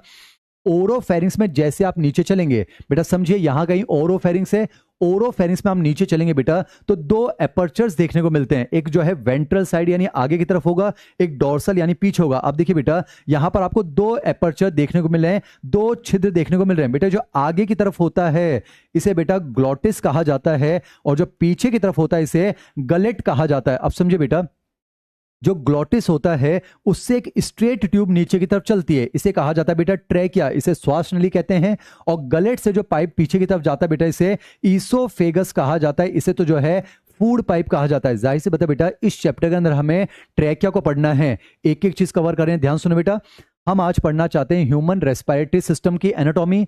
तो नोज से शुरुआत कर रहे हैं, लंग्स पर एल्वुलाई पर खत्म करेंगे। पहला हेडिंग है बेटा नोज एंड नेजल पैसेज। एक नोज मिलती है, वो अपर लिप के अपर साइड प्रेजेंट होती है, दो एक्सटर्नल एपर्चर्स की मदद से खुलती है, जिनको एक्सटर्नल नॉस्ट्रिल कहा जाता है। एक्सटर्नल नॉस्ट्रिल से अंदर घुसते हैं तो nasal passage, nasal chamber, nasal cavity आती है, जिसको हमने 3 रीजन में डिवाइड किया। अब देखिए बेटा, समझिए, ये तो नेजल चैम्बर है, ये ओरल चैम्बर है, और बीच में क्या है बेटा, हमारा पैलेट होता है। अब समझिए, ये जो पोर्शन आपको दिख रहा है बेटा, इसको कहा जाता है फेरिंग्स। तो ध्यान से देखिए, ये बक्कल कैविटी है, ये फेरिंग्स की कैविटी है, तो दोनों को मिलाकर क्या कहा जा सकता है, बक्को फेरिंजियल कैविटी। क्या कह सकते हैं बच्चों, बक्को फेरिंजियल कैविटी। तो नंबर 1 कंप्लीट हो चुका है, नोज एंड नेजल पैसेज। तो आपके मॉडल के सीक्वेंस के हिसाब से नंबर 2 अब पढ़ने जा रहे हैं बेटा, बक्को फेरिंजियल कैविटी। अब यहां पर आप ध्यान से देखिएगा, एक बात तो कंफर्म बच्चों, जब फूड यहां माउथ से अंदर आएगा, अब ध्यान से देखिए, जब फूड माउथ से अंदर आएगा उसके पास जाने के 3 रास्ते हैं। ध्यान से देखिए बेटा, 3 रास्ते हैं। ये फूड बेटा यहां ग्लॉटिस से होता हुआ ट्रैकिया में जा सकता है, या फिर ये जो है गलेट से होता हुआ ईसोफेगस में जा सकता है, या फिर बेटा ये फूड यहां से होता है, ध्यान से देखिए, यूवुला पीछे टच नहीं हो रहा है, तो ये यहां ओरोफेरिंग से होता हुआ, नेजोफेरिंग से होता हुआ, इंटरनल नॉस्ट्रिल से होता हुआ, नाक से बाहर भी तो आ सकता है। बेटा ऑप्शन तो है ना, जो फूड अंदर गया है वो 3 जगह जा सकता है बच्चों। देखिए, वो यहां नेजोफेरिंग से होता हुआ वापस नाक से बाहर आ सकता है, या फिर वो जो है बच्चों हमारे ग्लॉटिस से होता हुआ ट्रैकिया में जा सकता है, या फिर वो गलेट से होता हुआ ईसोफेगस में। पर आप खुद जानते हैं बच्चों, उसको जो है सिर्फ और सिर्फ गलेट से होता हुआ ईसोफेगस में जाना चाहिए। तो बेटा बाकी 2 जगहों पर जाने से उसको रोकना होगा। तो बहुत शानदार, भोजन को निगलते समय या पानी को निगलते समय यानी सोलोइंग के टाइम पर याद कीजिए, मेडुला ऑब्लोंगेटा एक रिफ्लेक्स करता है बेटा, जिसे सोलोइंग रिफ्लेक्स कहा जाता है। और सोलोइंग रिफ्लेक्स के दौरान क्या होता है मैं आपको समझाता हूं बेटा। जो यूवुला होता है बेटा, ये ऊपर की तरफ लिफ्ट हो जाएगा, समझिए, ये सोलोइंग के दौरान होता है बेटा। यूवुला ऊपर उठ जाएगा तो इंटरनल नॉस्ट्रिल ब्लॉक हो जाएंगे, ताकि भोजन नाक से बाहर ना आ सके। अब एक जांच ध्यान से देखिए, ये जो हमारा ग्लॉटिस होता है ना बेटा, एनसीईआरटी चल रही है, जो ग्लॉटिस है, इस ग्लॉटिस के ऊपर बेटा एक कार्टिलेजिनस फ्लैप लाइक स्ट्रक्चर होता है, इसे कहा जाता है एपीग्लॉटिस। क्या कहा जाता है बेटा, एपीग्लॉटिस। तो निगलते समय बेटा ये जो एपीग्लॉटिस होता है, समझिए, मान लेते हैं ये ग्लॉटिस है, ये तो एपर्चर है, इस पर लगा हुआ बेटा एपीग्लॉटिस।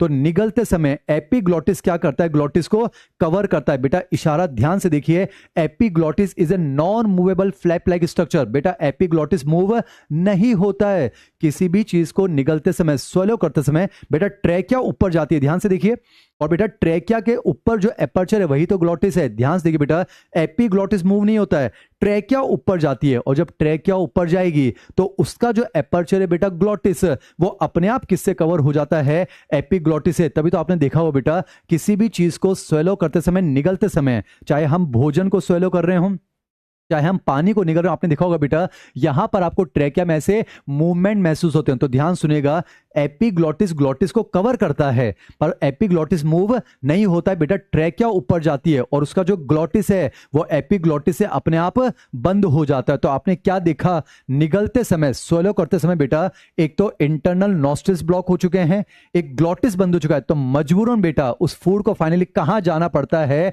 गलेट से होता हो बेटा वो ईसोफेगस, ईसोफेगस से होता हुआ हमारे स्टमक के अंदर जाता है। तो बहुत ही शानदार स्टेटमेंट बोलने जा रहा हूं बेटा। तो आपने क्या देखा, निगलते समय ग्लॉटिस बंद हो गया है। बेहतरीन स्टेटमेंट सुनिए बेटा, निगलते समय ग्लॉटिस बंद हो गया है। और सोचिए अगर ग्लॉटिस बंद हो चुका है तो ट्रेकिया बंद हो चुकी है, और ट्रेकिया बंद हो चुकी है तो ना तो हवा लंग्स के अंदर जा सकेगी, ना ही हवा लंग्स के बाहर जा सकेगी, यानी ना तो इंस्पायरेशन हो पाएगा ना ही एक्सपायरेशन हो पाएगा। इसी को तो ब्रीदिंग कहते हैं बेटा। यानी मैं कह सकता हूं किसी भी चीज को निगलते समय हमारी सांसें पल दो पल के लिए थम जाया करती हैं। बहुत शानदार स्टेटमेंट, मैं कह सकता हूं बेटा, breathing stops temporarily during swallowing, यानी किसी भी चीज को निगलते समय हमारी जो ब्रीदिंग है बेटा वो थोड़ी देर के लिए जो है थम जाया करती है। तो मॉडल के सीक्वेंस फॉलो कर रहा हूं।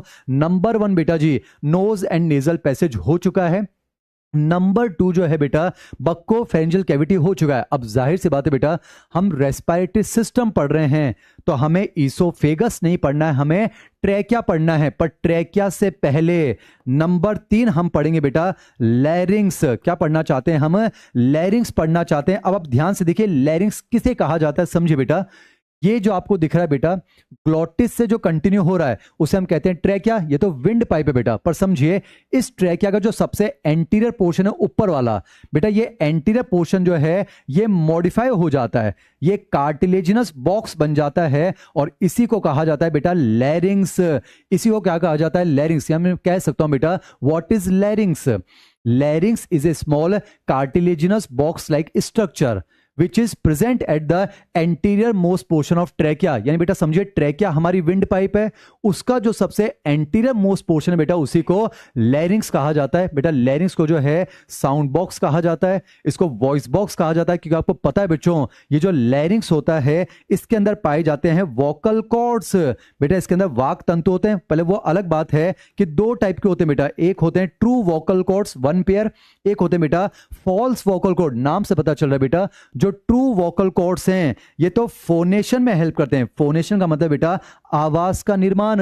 बेटा जो ट्रू वोकल कॉर्ड्स होते हैं ये तो बेटा फोनेशन करते हैं, यानी कि आवाज का निर्माण करते हैं। और जो बेटा फॉल्स वोकल कॉर्ड्स हैं इनका काम क्या है, ये ट्रू वोकल कॉर्ड्स को जो है मॉइस्चर प्रोवाइड करते हैं। आपके मॉड्यूल के अंदर बच्चों वहां पर जो है एक बॉक्स के अंदर ये बातें भी लिखी हुई हैं, ये आपको समझ में आ जाना चाहिए। दैट्स इट बेटा। अगर मैं लैरिंग्स के बारे में आपको बताऊं तो बस इतना याद रखेंगे, लैरिंग्स क्या है, it is a small cartilaginous box like structure which is present at the anterior most portion of the trachea. बेटा श्वास नली का जो सबसे अग्र भाग होता है, जो कि एक उपास्थल बक्सा होता है, उसी को कहा जाता है बेटा लैरिंग्स। अब लैरिंग्स के बारे में कुछ बातें मैं आपको बता देता हूं बेटा, सिर्फ उतनी बातें डिस्कस करेंगे जितनी इंपॉर्टेंट है। एनसीईआरटी तो हो गई है, पर समझिए बेटा, एनसीईआरटी कहती है ना लैरिंग्स एक कार्टिलेजिनस बॉक्स है। बेटा इसमें अलग अलग टाइप के कार्टिलेज होते हैं, वो सिलेबस में नहीं है तो नहीं पढ़ने, मैं आपको नहीं बताऊंगा।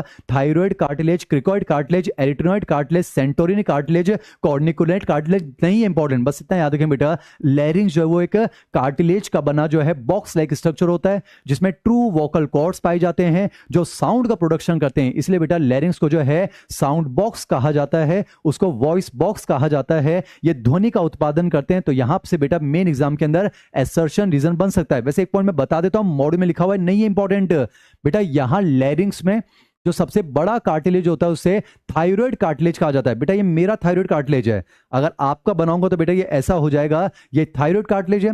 और थायराइड कार्टिलेज के वेंट्रल साइड पर बेटा यहां पर एक उभार निकला होता है, आप देख पा रहे हैं, यहां टच करके देख सकते हैं, यहां एक उभार निकला होता है बेटा, इसको एडम्स एप्पल कहा जाता है। आपके मॉड्यूल में लिखा हुआ है, इंपॉर्टेंट नहीं है बच्चों, इसे कहा जाता है Adam's apple. And presence of Adam's apple is the characteristic feature of, it is the secondary sexual character of adult adult mail, बेटा जो ह्यूमन मेल होते हैं उनका जो है बेटा ये द्वितीयक सेक्शनलिक यानी लैंगिक व्यवहार है, यानी बेटा समझिए ये सेकेंडरी सेक्सुअल कैरेक्टर है। अरे आप यहां टच करके देखिए बेटा, यहां पर एक उभार दिख रहा है, इसको एडम्स एप्पल कहा जाता है। जो गर्ल स्टूडेंट बैठी हैं उनको टच करने की जरूरत नहीं है। आप क्या टच कर रहे हो बेटा, आपको जो है लैरिंक्स नहीं मिलेगा, लैरिंक्स तो मिलेगा, एडम्स एप्पल नहीं मिलेगा। मैंने अभी कहा ना बच्चों, अब आपके चेहरे पर मुस्कुराहट आ चुकी है। मैं आपको कह चुका हूं एडम्स एप्पल जो है बेटा ये मेल का सेकेंडरी सेक्सुअल कैरेक्टर होता है। तो ये बातें भी आपके मॉड्यूल में लिखी हुई हैं। तो यहां पर बेटा लैरिंक्स कंप्लीट होता है। मॉड्यूल की सीक्वेंस फॉलो कर रहा हूं, मॉड्यूल की सीक्वेंस फॉलो कर रहा हूं बच्चों। Number 1 nose and nasal passage हो चुका है। नंबर 2 बेटा बक्को फेरेंजियल कैविटी हो चुका है। नंबर 3 जो है बेटा वो लैरिंक्स हो चुका है। अब हम बात करते हैं number 4 that is trachea. Module की सीक्वेंस फॉलो कर रहा हूं बेटा। जो नंबर 4 है वो क्या है बेटा, ट्रैकिया। इसको विंड पाइप कहा जाता है। अब ट्रैकिया के बारे में कुछ बेसिक बातें सुन ले बेटा। ये जो है 10 से 12 सेंटीमीटर लंबी ट्यूब होती है जो कि हमारे नेक रीजन से एक्सटेंड होती है। और कहां तक पहुंचती है बेटा, हमारी जो वक्ष्य गुहा है, जो थोरेसिक कैविटी है उसके मिड तक पहुंचती है। मैं आपको समझाता हूं बच्चों। यहां पर इस तरह से डोम शेप स्ट्रक्चर होता है, गुंबदाकार स्ट्रक्चर होता है जिसे डायफ्राम कहा जाता है। बेटा ये तो डायफ्राम है, वेरी इंपॉर्टेंट लेक्चर, एनाटॉमी चल रही है बच्चों। ये जो आपको दिख रहा है ये तो डायफ्राम है। अब समझिए बेटा, डायफ्राम के ऊपर जो है थोरेसिक कैविटी, नीचे जो है बेटा एब्डोमेन कैविटी। पहले एनसीईआरटी का पॉइंट सुनिए। तो जो ट्रैकिया होती है ना बेटा, श्वास नली, वो हमारी ग्रीवा से यानी नेक रीजन से एक्सटेंड होती है और बेटा वो थोरेसिक कैविटी के बस मिडल तक पहुंचती है। बेटा समझिए यहां से लेकर यहां तक ये पूरी थोरेसिक कैविटी है।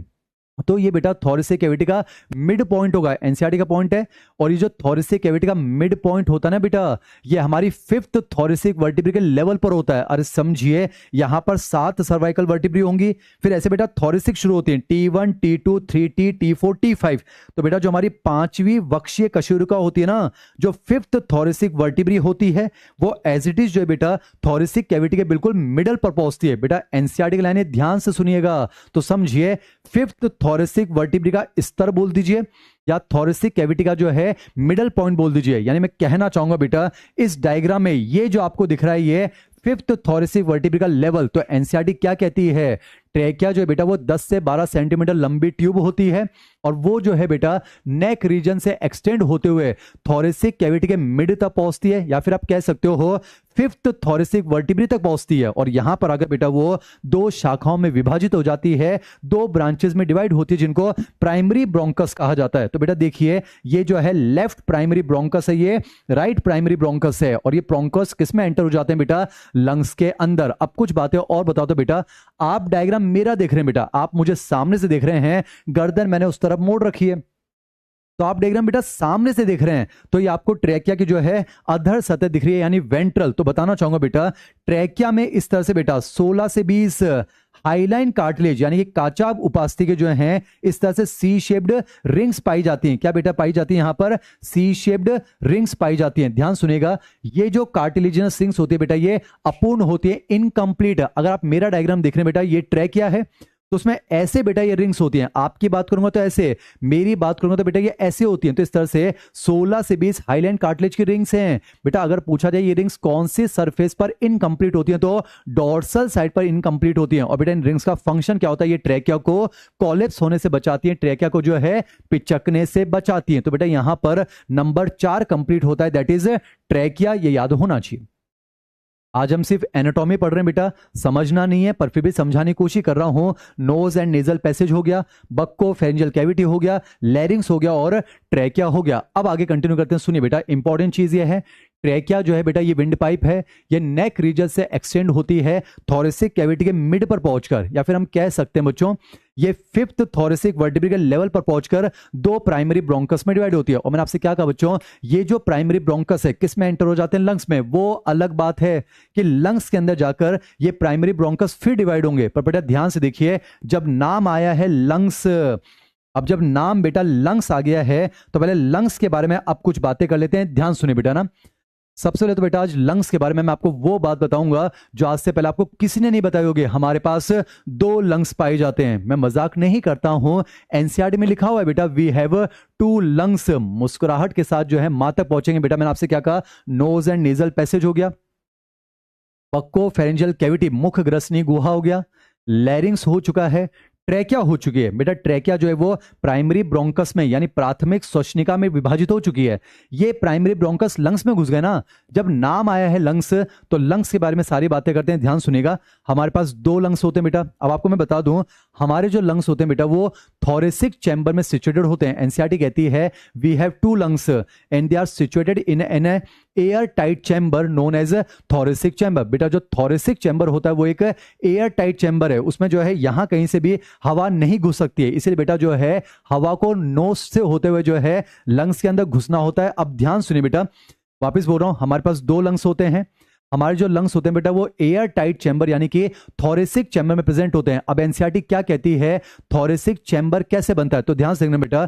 वेंट्रल साइड पर तो स्टर्नम बोन आ जाएगी बेटा, डोर्सल साइड पर जो है वर्टिब्रल कॉलम आ जाएगी, और लेटरल साइड पर बेटा हमारे रिब्स आ जाएंगे, और पोस्टीरियर साइड पर जो है डोम शेप डायफ्राम आता है। तो एनसीईआरटी का स्टेटमेंट बेटा कि हमारे जो लंग्स होते हैं बेटा ये air tight chamber thoracic chamber में प्रेजेंट होते हैं, और ये थोरेसिक चैम्बर बेटा अधर सतह पर तो उरोस्थी यानी स्टर्नम से, डोर्सल साइड पर जो है कशेरुक दंड यानी वर्टिब्रल कॉलम से, पार्श्व सतह में लेटरल साइड पर रिब्स से, और बेटा समझिए पोस्टीरियर साइड पर जो है एक गुंबदाकार जो है डायफ्राम मिलता है। तो ये मैंने आपको एनसीईआरटी का पॉइंट समझा दिया। अब समझिए बेटा, आप ये डायग्राम मेरा देख रहे हैं बेटा, मैं सामने खड़ा हूं, आपने मुझे ऐसे कट कर रखा है और आप सामने से देख रहे हो, तो जो लेफ्ट साइड वाला लंग्स है वो आपको राइट दिखेगा, राइट वाला आपको लेफ्ट दिखेगा। तो समझिए बेटा ये राइट साइड वाला लंग्स होगा, ये जो है लेफ्ट साइड वाला लंग्स होगा। अब मैं आपको बता दूं बेटा, जो हमारा राइट वाला लंग होता है वो इस तरह से तीन पिंड के अंदर, तीन पाली में डिवाइड होता है, तीन लोब में, जबकि लेफ्ट वाला जो होता है बेटा ये दो लोब में डिवाइड होता है। अब ध्यान सुनिए,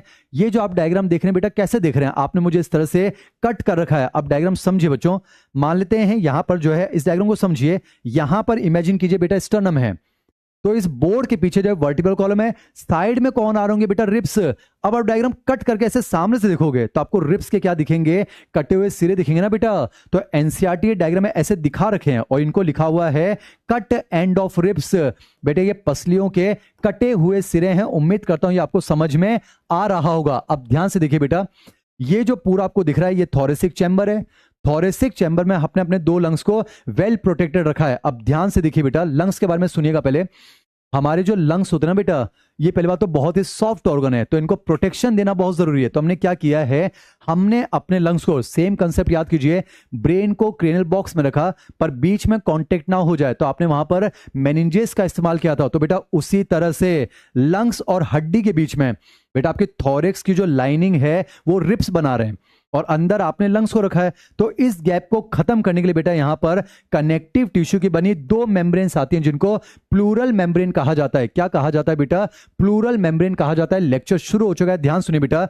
ये जो बाहर वाली है जो कि थोरेसिक लाइनिंग और डायफ्राम से चिपकी हुई कुछ इस तरह से, इसे कहा जाता है बेटा पैराइटल प्लूरा, और जो लंग्स के सरफेस से चिपकी हुई बेटा इसे कहा जाता है विसरल प्लूरा। इसे क्या कहा जाता है बेटा, विसरल प्लूरा। तो एनसीईआरटी कहती है ह्यूमन लंग्स जो है बेटा वो एक air tight chamber thoracic chamber में प्रेजेंट होते हैं। कहां प्रेजेंट होते हैं बेटा, थोरेसिक चैम्बर में।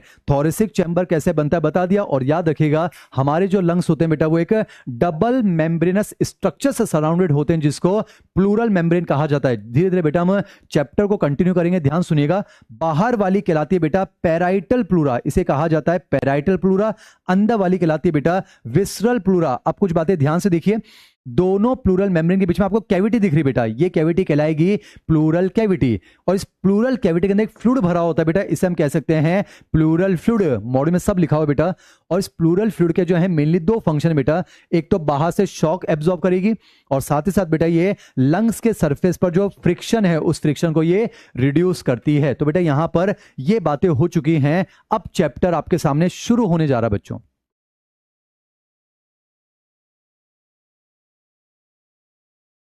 अब चैप्टर शुरू होने जा रहा है, अलर्ट होकर बैठ जाइए बेटा। लंग्स के बारे में ध्यान से सुनिएगा।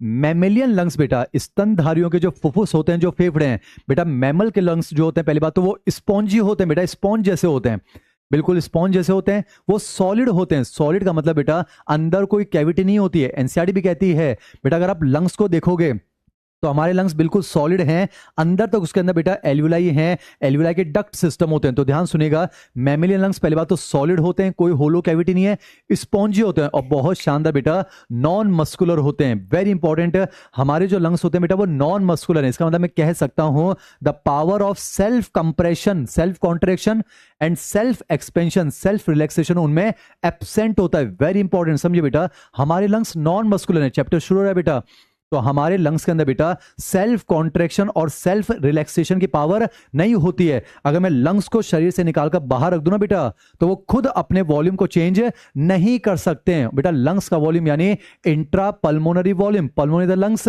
इंट्रा मतलब अंदर। तो ध्यान सुनिए बेटा, लंग्स के अंदर का जो वॉल्यूम है उसको इंट्रा पल्मोनरी वॉल्यूम। वापस से बोल रहा हूं, हमारे लंग्स बेटा जो है नॉन मस्कुलर है। चैप्टर शुरू हो रहा है, अगली क्लास में काम आएगा।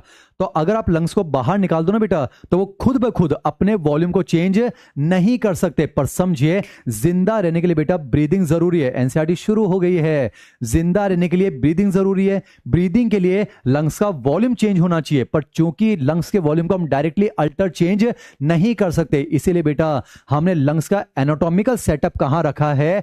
थॉरिक्स में। बेटा हमने लंग्स को थॉरिक्स में रखा है, क्यों? क्योंकि हमें मालूम है हम थॉरेसिक चैम्बर का वॉल्यूम चेंज कर सकते हैं। कैसे करेंगे बाद में समझाऊंगा।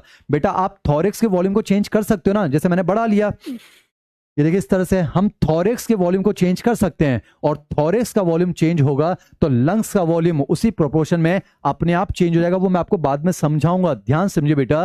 वापस बोलता हूं एनसीईआरटी का statement, the anatomical setup of lungs in thorax is thus that any change in the volume of thoracic cavity will be reflected in the pulmonary cavity। वापस से बोल रहा हूं बेटा, जिंदा रहने के लिए ब्रीदिंग जरूरी है, ब्रीदिंग के लिए लंग्स का वॉल्यूम चेंज होना जरूरी है, पर लंग्स के वॉल्यूम को आप डायरेक्टली चेंज नहीं कर सकते क्योंकि उनमें मसल नहीं है। इसीलिए हमने एसर्शनिज्म बनेगा, इसीलिए हमने अपने लंग्स का सेटअप कहां रखा है बेटा? थॉरिक्स में, क्योंकि हम थॉरेसिक कैविटी के वॉल्यूम को चेंज कर सकते हैं। और जैसे जैसे थॉरेसिक कैविटी का वॉल्यूम चेंज होगा, सेम टू सेम बेटा लंग्स का वॉल्यूम चेंज हो जाएगा। चलिए वो चीज मैं आपको अभी समझा देता हूं, फिर अगली क्लास में नहीं समझाऊंगा। ध्यान से देखिए बेटा, जैसे फॉर एग्जांपल देखिए, अभी थॉरेसिक कैविटी यानी पल्मोनरी कैविटी, बेटा थॉरेसिक कैविटी यानी प्लूरल कैविटी, आप देख पा रहे हैं ये प्लूरल कैविटी का वॉल्यूम है। समझिए, अगर मान लेते बेटा आपने थॉरेसिक कैविटी का वॉल्यूम चेंज किया, मान लेते आपने अपने रिब्स को बाहर उठाया, ध्यान से देखिए बेटा, अगर आपने अपने रिब्स को बाहर खींचा ऐसे, तो रिब्स के साथ क्या चिपकी बेटा? Parietal pleura. ये लाइन अभी समझा रहा हूं बेटा, आपने जो है रिब्स को बाहर खींचा तो पैराइटल प्लूरा बाहर खींचेगी, यानी बेटा थॉरेसिक कैविटी का वॉल्यूम बढ़ा, तो अभी आप देखना लंग्स का वॉल्यूम भी बढ़ जाएगा। कैसे बेटा? अगर आप थॉरेसिक कैविटी का वॉल्यूम बढ़ाओगे तो आपने रिब्स को खींचा, और देखिए बेटा रिब्स के साथ जो है पैराइटल प्लूरा चिपके हुए वो भी खींचेगी। और सोचिए पैराइटल प्लूरा अगर बाहर खींचेगी तो प्लूरल कैविटी का वॉल्यूम बढ़ेगा, यानी थॉरेसिक कैविटी का वॉल्यूम बढ़ा। और ध्यान से देखिए बेटा, थॉरेसिक कैविटी यानी प्लूरल कैविटी का वॉल्यूम अगर बढ़ेगा तो प्लूरल फ्लूइड जो लंग्स पर प्रेशर लगाएगा वो प्रेशर कम हो जाएगा। अरे समझिए बेटा, अगर आपने थॉरेसिक कैविटी का वॉल्यूम बढ़ाया ऐसे, आपने अपने रिब्स को बाहर खींचा, तो बेटा पैराइटल प्लूरा उनसे जुड़ी है वो खींचेगी, और पैराइटल प्लूरा खींचेगी तो प्लूरल कैविटी का वॉल्यूम बढ़ेगा ना बच्चों, और प्लूरल कैविटी का वॉल्यूम बढ़ेगा तो प्लूरल फ्लूइड जो लंग्स पर प्रेशर लगाता है वो कम हो जाएगा, यानी बेटा लंग्स पर बाहर से लगने वाला प्रेशर कम होगा। अब चूंकि हमारे लंग्स स्पॉन्जी हैं, अगर बेटा बाहर वाला प्रेशर कम हो जाएगा तो लंग्स अपने आप क्या हो जाएंगे? एक्सपेंड हो जाएंगे, यानी थॉरेसिक कैविटी का वॉल्यूम बढ़ेगा तो लंग्स का वॉल्यूम भी बढ़ जाएगा। तो ध्यान रखना बेटा, जिंदा रहने के लिए ब्रीदिंग जरूरी है, ब्रीदिंग के लिए पल्मोनरी वॉल्यूम चेंज होना जरूरी है, पर चूंकि हम पल्मोनरी वॉल्यूम को डायरेक्टली चेंज नहीं कर सकते क्योंकि हमारे लंग्स नॉन मस्कुलर हैं, इसीलिए हमने लंग्स का एनाटॉमिकल सेटअप थॉरिक्स में रखा है, क्योंकि हम थॉरिक्स का वॉल्यूम चेंज कर सकते हैं। और जैसे जैसे थॉरेसिक कैविटी का वॉल्यूम चेंज होगा, सेम टू सेम आपको लंग्स के वॉल्यूम में चेंज होता हुआ दिख जाएगा। ये मैंने आपको समझा दिया। अब मैं आपको फिर से वहीं ले चलता हूं, जल्दी से कंटिन्यू करते हैं। ध्यान सुनिए बेटा, नोज एंड नेजल पैसेज हो चुका है, बक्कोफेरेंजियल कैविटी हो चुका है, लैरिंग्स हो चुका है, ट्रैकिया हो चुका है। अब आगे कंटिन्यू करते हैं। याद कीजिए, ट्रैकिया फिर डिवाइड होती है प्राइमरी ब्रोंकस, और बेटा अब ये प्राइमरी ब्रोंकस, लंग्स के बारे में सारी बातें हो चुकी है। अब सुना बेटा, ये प्राइमरी ब्रोंकस अंदर जाकर किस में डिवाइड होते हैं बेटा? सेकेंडरी ब्रोंकस में ये डिवाइड होते हैं, सेकेंडरी ब्रोंकस। तो ध्यान से देखिए, प्राइमरी ब्रोंकस ऐसे डिवाइड हो गया बेटा, सेकेंडरी ब्रोंकस के अंदर यहां पर इस तरह से देखो, सेकेंडरी ब्रोंकस। अब मैं एक लंग की बात कर रहा हूं, ये सेकेंडरी ब्रोंकस डिवाइड होकर बनाएगा बेटा टर्शरी ब्रोंकस, फिर बेटा धीरे धीरे जो है डायमीटर कम होता जा रहा है, तो टर्शरी ब्रोंकस जब डिवाइड होगा तो यहां पर बेटा जो है डायमीटर कम हो जाएगा, तो इन्हें कहा जाएगा ब्रोंक्यूल्स। क्या कहेंगे? ब्रोंक्यूल्स। पर ये शुरुआती ब्रोंक्यूल्स हैं तो इन्हें कहा जाएगा बेटा इनिशियल ब्रोंक्यूल्स। एक एक वर्ड कवर करूंगा एनसीईआरटी। और देखिए बेटा ये जो इनिशियल ब्रोंक्यूल हैं ये लास्ट में से टर्मिनेट हो जाएंगे तो इन्हें कहा जाएगा मेरे बच्चों टर्मिनल ब्रोंक्यूल। क्या कहा जाएगा इन्हें? Terminal bronchiole. अब ध्यान से देखिएगा, ट्रैकिया से लेकर बेटा ट्रैकिया से लेकर ये जो टर्मिनल ब्रोंक्यूल है बेटा, ध्यान से देखिए, ट्रैकिया से लेकर जो टर्मिनल ब्रोंक्यूल है इसे कहा जाता है ब्रोंकियल ट्री। क्या कहा जाता है इसे बेटा? Bronchial tree. ध्यान समझिए, ट्रैकिया से लेकर जो टर्मिनल ब्रोंक्यूल है इसे कहा जाता है ब्रोंकियल ट्री। अब एनसीईआरटी की लाइन ध्यान से सुनिए बेटा, याद कीजिए ट्रैकिया के अंदर जो है वो सी शेप्ड रिंग्स हैं। मुझे बताइए जो उन रिंग्स का मकसद क्या है? बता चुका हूं, उन रिंग्स का मतलब है कोलैप्स होने से रोकना। अब समझिए बेटा वो रिंग सिर्फ ट्रैकिया में नहीं है, वो प्राइमरी ब्रोंकस में भी होती है सी शेप्ड, सेकेंडरी ब्रोंकस में भी है, टर्शरी ब्रोंकस में भी है, समझो इनिशियल ब्रोंक्यूल्स में होती हैं पर वो टर्मिनल ब्रोंक्यूल्स में नहीं पाई जाती है। तो एनसीईआरटी का स्टेटमेंट एज इट इज बोल रहा हूं बच्चों, अल्फाबेट तक चेंज नहीं करते। तो एनसीईआरटी कहती है the trachea comma primary secondary and tertiary bronchi and initial bronchioles are supported by incomplete cartilaginous rings. यानी ध्यान से देखिए बेटा टर्मिनल ब्रोंक्यूल में वो रिंग्स नहीं पाई जाती हैं, गलती ना हो जाए बेटा, टर्मिनल ब्रोंक्यूल में नहीं है, वो जो है ट्रैकिया से लेकर जो है इनिशियल ब्रोंक्यूल में। तो एनसीईआरटी का स्टेटमेंट है ना बच्चों, trachea primary secondary and tertiary bronchi and initial bronchioles are supported by cartilaginous rings. मैं लिख देता हूं बेटा, एक तो ट्रैकिया है, एक ट्रैकिया है, प्राइमरी सेकेंडरी और टर्शरी ब्रोंकाई है, और एक बेटा इनिशियल ब्रोंक्यूल्स है बस जो यहां तक है।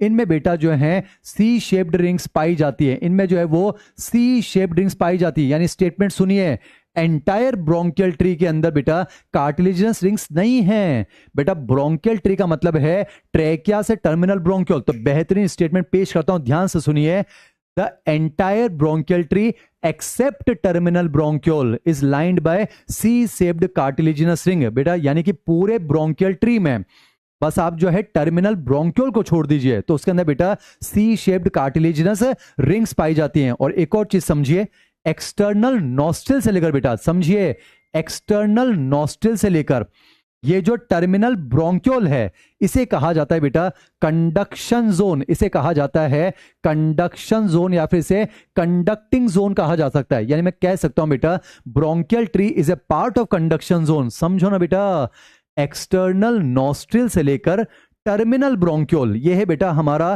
कंडक्शन जोन, पर इसका एक पार्ट है बेटा ट्रैकिया से लेकर टर्मिनल ब्रोंक्यूल, वो क्या है? Bronchial tree. तो मैं कह सकता हूं ब्रोंकियल ट्री बेटा कंडक्शन जोन का एक छोटा सा पार्ट है। अब इस कंडक्शन जोन के क्या फंक्शन है बेटा? बस ये एयर को कंडक्ट करवाता है, यहां गैसेस का एक्सचेंज नहीं होता बेटा, ये आने वाली हवा के तापमान को शरीर के तापमान के बराबर ला सकता है, उसको फॉरेन पार्टिकल से फ्री करवाएगा। आपने देखा बेटा यहां पर जो है हम डस्ट पार्टिकल को ट्रैप कर सकते हैं, साथ ही साथ यहां पर गॉबलेट सेल होते हैं, म्यूकस का सिक्रेशन करेंगे तो आने वाली हवा को मॉइस्चर प्रोवाइड करता है। तो ये हम डिस्कस कर चुके हैं। अब कहानी को आगे ले चलता हूं, ध्यान से सुनिएगा बच्चों। मैं शुरुआत कर रहा हूं टर्मिनल ब्रोंक्यूल से। कहां शुरुआत कर रहा हूं बेटा? टर्मिनल ब्रोंक्यूल से। कलर कॉम्बिनेशन सेम रख रहे हैं, याद कीजिए टर्मिनल ब्रोंक्यूल बेटा ब्रोंकियल ट्री का पार्ट है पर इसके अंदर जो है वो सी शेप रिंग्स नहीं पाई जाती है। अब समझिए बेटा यहां पर डिवाइड करूंगा तो 100 में नहीं आएगा, अलग से बनाता हूं। टर्मिनल ब्रोंक्यूल आगे फिर डिवाइड होता है इस तरह से, फिर टर्मिनल ब्रोंक्यूल डिवाइड हुआ बना रेस्पिरेटरी ब्रोंक्यूल, रेस्पिरेटरी ब्रोंक्यूल फिर डिवाइड होते हैं तो बनता है एल्वियोलर डक्ट, एल्वियोलर डक्ट फिर डिवाइड होती हैं तो बनता है बेटा इस तरह से एल्वियोलर सैक। क्या बन जाते हैं? एल्वियोलर सैक बन जाते हैं। और हर एल्वियोलर सैक लास्ट में जाकर इस तरह से बेटा 2 से 3 जो हैं बल्ब लाइक स्ट्रक्चर में खत्म हो जाते हैं जिन्हें एल्वियोलाई कहा जाता है। यानी समझिए टर्मिनल ब्रोंक्यूल के बाद respiratory bronchiole, alveolar duct, alveolar sac और लास्ट में एल्वियोलाई। मैंने आपसे कहा था बच्चों हम नोज से शुरुआत करेंगे और कहां पहुंचेंगे? एल्वियोलाई के अंदर। अब ध्यान से देखिए बेटा, अगर मैं बात करूं रेस्पिरेटरी ब्रोंक्यूल से लेकर तो बेटा रेस्पिरेटरी ब्रोंक्यूल से लेकर एल्वियोलाई ये कहलाता है हमारा एक्सचेंज जोन। इसे कहा जाता है बेटा एक्सचेंज जोन। इसे कहा जाता है मेरे बच्चों एक्सचेंज जोन, या फिर इसको रेस्पिरेटरी ट्री कहा जाता है। इसे कहा जाता है रेस्पिरेटरी ट्री। इसका मतलब समझिए बेटा, रेस्पिरेटरी ट्री और एक्सचेंज जोन तो एक ही बात है बच्चों, पर ब्रोंकियल ट्री और कंडक्शन जोन एक बात नहीं है बेटा। ब्रोंकियल ट्री कंडक्शन जोन का पार्ट है, जबकि रेस्पिरेटरी ट्री और जो हमारा एक्सचेंज जोन है वो एक ही बात है। तो नाम से पता चल रहा है बेटा, ये वो जोन है जहां पर एयर और ब्लड के बीच में गैसेस का एक्सचेंज होगा। याद कीजिए, अभी पिछली स्लाइड में मैंने यही तो डायग्राम बनाया था बेटा, समझिए। याद कीजिए, ये एल्वुलाई है और पास में ब्लड वेसल है। तो यहां दिखा देता हूं बेटा, ये एल्वुलाई है, देखिए सेम डायग्राम, ये एल्वुलाई है और यहां ब्लड वेसल है। याद कीजिए, यहां पर फाइनली एयर पहुंची होगी, तो यहां पर जो है गैसेस का एक्सचेंज होगा ना, ऑक्सीजन चली जाएगी ब्लड में और CO2 आ जाएगी एल्वुलाई में। पर ध्यान से देखिए बेटा, गैसेस का एक्सचेंज सिर्फ एल्वुलाई लेवल पर नहीं होता है बेटा। गैसेस का एक्सचेंज है वो रेस्पिरेटरी ब्रोंक्यूल्स है। यानी कि अगर मैं यहां ब्लड वेसल दिखा दूं ना बेटा, तो जैसे हवा यहां पहुंचती है, रेस्पिरेटरी ब्रोंक्यूल से क्या शुरू हो जाता है बेटा, एक्सचेंज शुरू हो जाता है। यानी समझिए, गैसेस का एक्सचेंज रेस्पिरेटरी ब्रोंक्यूल से लेकर एल्वुलाई तक होता है बेटा। तो इस पूरे जोन को कहा जाता है एक्सचेंज जोन। वो अलग बात है, alveoli are the primary site of gas section NCERT line. क्यों? क्योंकि बेटा एल्वुलाई का नंबर ज्यादा होता है, एल्वुलाई का सरफेस एरिया ज्यादा होता है, इसलिए मैक्सिमम जो गैसों का एक्सचेंज होता है वो एल्वुलाई से होता है। पर ध्यान रखिएगा, रेस्पिरेटरी ब्रोंक्यूल से लेकर एल्वुलाई, इस पूरे जोन में गैसेस का एक्सचेंज होता है। ये मैंने आपको समझा दिया। तो मैं कह सकता हूं ना बच्चों, पूरे रेस्पिरेटरी ट्रैक्ट को हम दो जोन में डिवाइड कर सकते हैं। ध्यान सुनिए, एक्सटर्नल नॉस्ट्रिल से लेकर टर्मिनल ब्रोंक्यूल। ये क्या है बेटा, कंडक्शन जोन। इसमें एक छोटा सा हिस्सा आएगा ब्रोंकियल ट्री, और रेस्पिरेटरी ब्रोंक्यूल से लेकर एल्वुलाई ये कहलाता है एक्सचेंज जोन। इसी को कहा जाता है बेटा रेस्पिरेटरी ट्री। अब कुछ बातें मैं आपको और समझाता हूं, सुनिएगा बेटा। आपको मैं बताऊंगा, जब हम नॉर्मली सांस लेते हैं तो टोटल कितनी हवा अंदर आती है बेटा, 500 ml हवा अंदर आती है। ये हम अगली से अगली क्लास में पढ़ेंगे बच्चों, जिसको टाइडल वॉल्यूम कहा जाता है। इसको जो है ज्वारीय आइटम कहा जाता है। समझिए, ज्वारीय वॉल्यूम कहा जाता है आयतन। समझिए बेटा, नॉर्मली जब आप सांस लेते हैं 500 ml हवा अंदर आती है, पर समझिए उस 500 में से बेटा, समझिए जो हमारा कंडक्शन जोन है, मैं आपको रफली यहां समझाता हूं बेटा। मान लो आप समझो ये कंडक्शन जोन बना दिया और मान लो ये एक्सचेंज जोन बना दिया। समझिए, टोटल जब हम सांस लेते हैं ना बेटा नॉर्मली, तो कितनी हवा अंदर आती है बेटा, 500 ml हवा अंदर आती है, टोटल 500 ml आती है। पर समझो ये जो है कंडक्शन जोन है, ये एक्सचेंज जोन है। पर समझिए, एक्सचेंज जोन तक पहुंचती है सिर्फ 150 ml बेटा। एक्सचेंज जोन में जो है सिर्फ और सिर्फ 150 ml पहुंचती है। यानी समझिए 500 ml आती है, इसे कहा जाता है टीवी, टाइडल वॉल्यूम। पर एक्सचेंज जोन में सिर्फ 150 पहुंचती है। इसका मतलब बेटा जो 350 ml है वो एक्सचेंज जोन तक पहुंचती नहीं है, वो कंडक्शन जोन में ट्रेप हो जाती है। और आपको पता है वही एयर एक्सचेंज में पार्टिसिपेट करेगी जो एक्सचेंज जोन में पहुंचेगी। यानी मैं कह सकता हूं बच्चों, इस 500 ml में से सिर्फ 150 ml ऐसी है जो एक्सचेंज में पार्टिसिपेट नहीं, मैंने आपको उल्टा बता दिया है। सॉरी बच्चों, थोड़ा मॉडिफाई कर लेते हैं वापस। समझिए, टोटल हवा कितनी आती है बच्चों, 500 ml, पर उसमें से एक्सचेंज जोन में तो पहुंचती है बेटा 350 ml। तो जो रिमेनिंग 150 ml है वो हमारे कंडक्शन जोन में फंस जाती है। तो ध्यान से देखिए बेटा, अगर उल्टा हो जाता तो लफड़ा हो जाता। समझिए बेटा, जब हम सांस लेते हैं तो 500 ml अंदर आती है, पर उसमें से बेटा एक्सचेंज जोन में सिर्फ 350 पहुंचती है। यानी जो 150 ml है वो कंडक्शन जोन में फंस जाती है। तो बेटा समझिए, ये जो 150 है ये गैसेस एक्सचेंज में पार्टिसिपेट नहीं करेगी, और इसी को कहा जाता है बेटा डेड स्पेस एयर, या इसको डेड स्पेस वॉल्यूम कहा जाता है। अगर पूरी परिभाषा बोलूं, समझिए, what is dead space air, the volume of air which gets trapped in the conduction zone and do not participate in the exchange of gas, तो उसे कहा जाता है बच्चों डेड स्पेस एयर। तो मैं कह सकता हूं ये जो 150 ml है बेटा, ये हमारे किसी काम नहीं आ रही है, ये हमारे लिए मर चुकी है, तो ये हमारे लिए डेड हो चुकी है। डेड डेड डेड सो, तो याद रहेगा बेटा, डेड डेड सो, डेड डेड सो। तो ये भी मैंने आपको समझा दिया।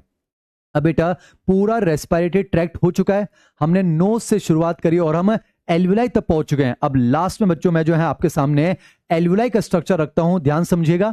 आइए अब हम जो है एल्वुलाई के बारे में कुछ बात कर लेते हैं। पहली बात तो बेटा alveoli is the structural, it is the structural and functional unit of lungs. ये हमारे फेफड़ों की बेटा जो है संरचनात्मक और क्रियात्मक इकाई होती है। अब एक एल्विलाई को जूम करते हैं, समझिए। मान लेते बच्चों ये एक एल्विलाई है, एक होलो जो है बैग लाइक स्ट्रक्चर होता है। अब समझिए अंदर से तो होलो है बेटा, इसे कहा जाता है एल्वियुलर कैविटी। और याद कीजिए फाइनली हवा जब पहुंचेगी तो यहीं तो पहुंचेगी, तो इसको नाम दिया जाएगा बेटा एल्वियुलर एयर। क्या नाम दिया जाएगा? एल्वियुलर एयर। आज बेसिक चल रहा है। अब ध्यान से देखिए बेटा, ये जो आपको दिख रही है ये एल्वियुलाई की वॉल है, और ये एल्वियुलाई की वॉल बेटा डबल लेयर होती है। समझा तो बेटा, अंदर की तरफ तो इस तरह से सिंपल स्क्वेमस एपिथेलियम यानी कि सरल शल्क्यूब कला, अंदर तो बेटा इस तरह से सिंपल स्क्वेमस एपिथेलियम, पर थोड़ा बहुत यहां पर बेटा सिंपल क्यूबॉइडल भी देखने को मिलता है। अब समझिए बाहर की तरफ बेटा ये एपिथेलियम टिश्यू है, तो इसके नीचे क्या होगा? Connective tissue. तो यहां पर बेटा इस तरह से जो है येलो फाइब्रस कनेक्टिव टिश्यू यानी कि पीत तंतु में संयोजी उत्तक मिलता है। हम इसको आगे और डिटेल में डिस्कस करेंगे बेटा। यानी ये तो एपिथेलियम है और ये है बेटा येलो फाइब्रस कनेक्टिव टिश्यू। जाहिर सी बात है इसी वाईएफसीटी के अंदर क्या है बेटा, यहां पर जो है ब्लड कैपिलरी है, और यहीं पर बेटा आपको पता है गैसेस का क्या हो जाएगा? एक्सचेंज हो जाएगा। ऑक्सीजन चली जाएगी ब्लड के अंदर और CO2 चली जाएगी बेटा एल्वियुलाई के अंदर। ये जो है आगे जो है हमारा चैप्टर कंटिन्यू होगा। अब ध्यान सुनिए बेटा, आपने देखा एल्वियुलाई की जो वॉल है बेटा मेनली वो जो बेटा सिंगल सेल्ड थिक है। एनसीईआरटी की लाइन है, और एनसीईआरटी क्या कहती है बेटा? पहली बात तो इस वॉल में आपको ब्लड वेसल्स दिख रही है, आपको यहां पर बेटा जो है ब्लड वेसल्स दिख रही है। अगर ब्लड वेसल नहीं होती तो फिर एक्सचेंज कैसे होता? मैंने एक को जूम किया है, तो मैं कह सकता हूं बेटा एल्वियुलाई जो है वो एक वस्कुलराइज बैग लाइक स्ट्रक्चर है। एनसीईआरटी बेटा एल्वियुलाई जो है वो एक वस्कुलराइज बैग लाइक स्ट्रक्चर है। क्या है बेटा? वो वस्कुलराइज बैग लाइक स्ट्रक्चर। पर एनसीईआरटी कहती है इसकी जो वॉल है बेटा वो इरेगुलर होती है, यानी कि अनियमित। थोड़ा आपको आइडिया हो बच्चों, ये जो सिंपल स्क्वेमस एपिथेलियम के सेल होते हैं ना बेटा, इनकी वॉल कैसी होती है? इरेगुलर होती है। तो इसलिए फिर एनसीईआरटी ने कहा है कि एल्वियुलाई की जो वॉल है वो सिंगल सेल्ड थिक होती है। एल्वियुलाई जो बेटा एक वस्कुलराइज बैग लाइक स्ट्रक्चर है और यहां पर इरेगुलर वॉल्ड होती है। अब ध्यान से देखिए बेटा, एल्वियुलाई के अंदर आपने देखा दो टाइप के सेल हैं बेटा। कितने टाइप के सेल हैं? दो टाइप के सेल हैं। और बेटा एल्वियुलाई के सेल है ना, यानी लंग्स के सेल हैं, तो इनको कहा जा सकता है बेटा न्यूमोसाइट। क्या कह सकते हैं? न्यूमोसाइट। साइट मतलब सेल, न्यूमो मतलब लंग्स। बेटा एल्वियुलाई के सेल मतलब लंग्स के सेल। आप देख पा रहे हैं बच्चों, इसमें ये वाले जो हैं ये फ्लैट वाले हैं, इन्हें हम कहते हैं टाइप 1 न्यूमोसाइट, और जो क्यूबॉइडल वाले बेटा इन्हें कहा जाता है टाइप 2 न्यूमोसाइट। यानी समझिए जो क्यूबॉइडल वाले हैं बेटा वो तो टाइप 2 न्यूमोसाइट हैं, और जो सिंपल स्क्वेमस वाले हैं वो टाइप 1 न्यूमोसाइट हैं। अब आप मुझे जल्दी से बता दो कि गैसेस के एक्सचेंज में टाइप 1 न्यूमोसाइट पार्टिसिपेट करेंगे या टाइप 2 न्यूमोसाइट? जल्दी से मुझे इंडिकेट कीजिए बच्चों।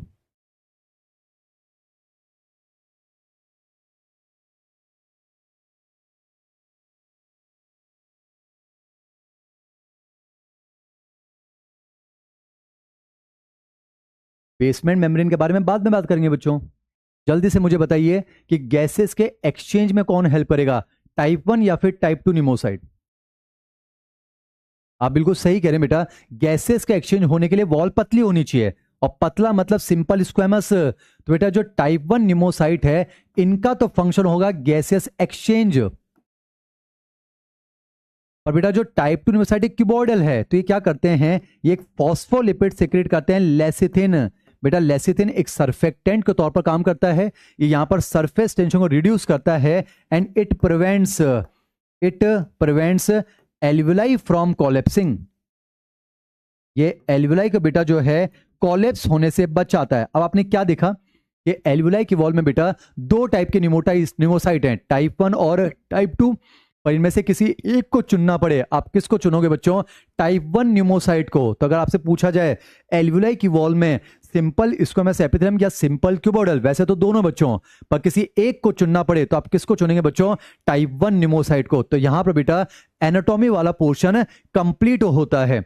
हमने ह्यूमन रेस्पिरेटरी सिस्टम की एनाटॉमी देखी बच्चों, हमने नोज से शुरुआत की है और हम एल्वियुलाई पर पहुंच चुके हैं। एक बार आप इसको आराम से रिवाइज कर लीजिए बच्चों।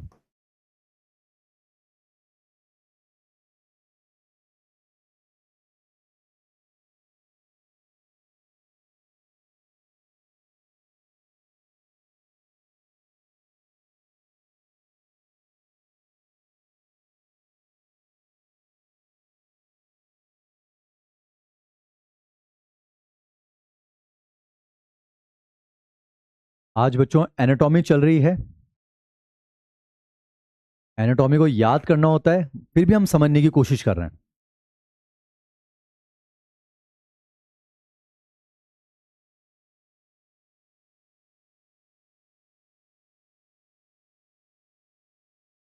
मां तक जाने के लिए अगर आप गंभीर हैं बच्चों, तो आपकी आत्मा जानती है सर बढ़िया पढ़ा रहे हैं, पूरी ईमानदारी से। अभी हमने बच्चों सिर्फ ह्यूमन रेस्पिरेटरी सिस्टम की एनाटॉमी कंप्लीट की है। अगर मैं आपको अपने मॉड्यूल में बताऊं बच्चों, हार्ड कॉपीज मिल जाएंगी, परेशान ना हो बच्चों, मैनेजमेंट टीम उसका पूरा ध्यान रखेगी। हमने मॉड्यूल में क्या क्या पढ़ लिया है मैं आपको बताता हूं बच्चों। ऐसा कुछ है बच्चों, पेज नंबर 1 कंप्लीट हो चुका है। ये भी मैं आपको बता रहा हूं बच्चों, पेज नंबर 1 कंप्लीट हो चुका है। पेज नंबर 2 जो है वो कंप्लीट हो गया बच्चों। पेज नंबर 3 पर पूरा फ्लो चार्ट बना हुआ है ऐसे। उसमें आप देखिए कंडक्शन जोन लिखा हुआ है, इधर एक्सचेंज जोन लिखा हुआ है। बेटा एक्सचेंज जोन को जो है रेस्पिरेटरी ट्री लिखा हुआ है, और कंडक्शन जोन का एक छोटा सा पार्ट है ब्रोंकियल ट्री। फिर यहां पर बेटा एनसीईआरटी का हमने पॉइंट लिखा है, डिटेक्टिव माइंड में लिखा हुआ है the trachea, primary, secondary and tertiary bronchi and initial bronchioles are supported by incomplete cartilaginous ring. यहां पर एनाटॉमिकल डेड स्पेस के बारे में लिखा हुआ है 150 ml। फिर लंग्स को लेकर सारी बातें यहां लिखी हुई बच्चों। फिर पेज नंबर 4 पूरा हो चुका है बच्चों। पेज नंबर 4 ये एनसीईआरटी का फिगर है, मैंने आपके सामने बना दिया है। और यहां पे बेटा डिटेक्टिव माइंड में जो है टाइप 1 न्यूमोसाइट, टाइप 2 के बारे में लिखा हुआ है। और जो मैंने आपको बेहतरीन स्टेटमेंट समझाया था एनसीईआरटी का बेटा, देखिए यहां लिखा हुआ है the anatomical setup of lungs in thorax is such that any change in the volume of the thoracic cavity will be reflected in the lungs cavity.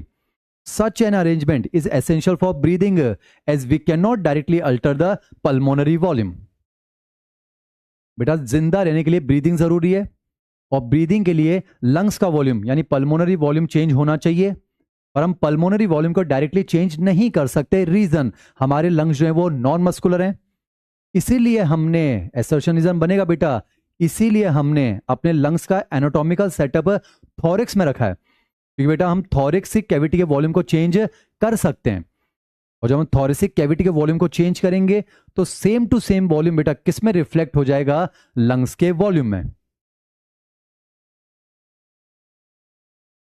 बेटा अगली क्लास में वैसे हमें पढ़ना है मैकेनिज्म ऑफ ब्रीदिंग, और मैं आपको बेटा आज जो है उसका बेस बता देता हूं, आप इसको रिवाइज कर कर आएंगे ताकि अगली क्लास आपके लिए बेहद आसान कर दूंगा। समझिए मैंने आपसे क्या किया बेटा, थोरेसिक कैविटी के वॉल्यूम को हम चेंज कर सकते हैं, और उसको चेंज करने में हम दो स्ट्रक्चर की हेल्प लेंगे, एक है डायफ्राम और एक है बेटा इंटरकोस्टल मसल,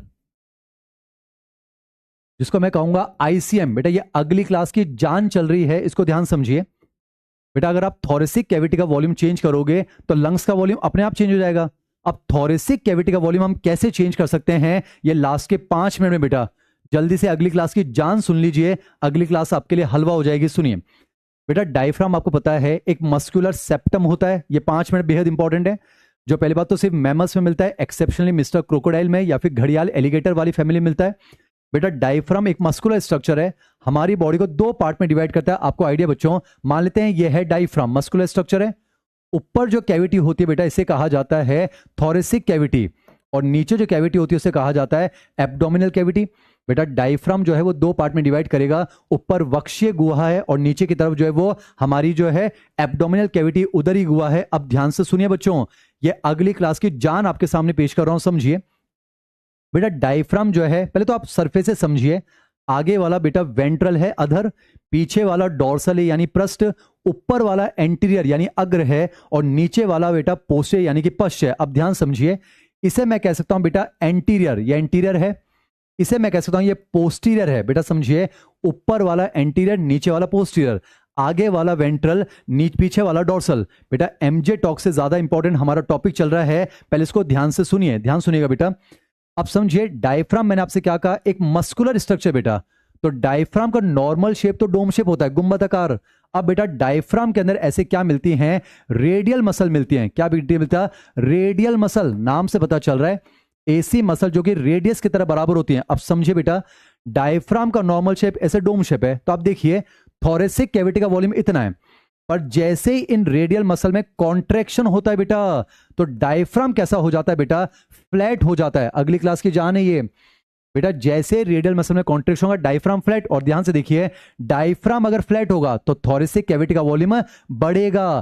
कहां बढ़ रहा है बेटा, एंटीरियर से पोस्टीरियर की तरफ। तो अगली क्लास का बेहद इंपॉर्टेंट स्टेटमेंट समझिए, the contraction in radial muscle of diaphragm causes the diaphragm to become flattened in shape and volume of thoracic cavity increases along anterior-posterior axis। उम्मीद करता हूं ये समझ में आया होगा बेटा। डायफ्राम का नॉर्मल शेप डोम शेप है।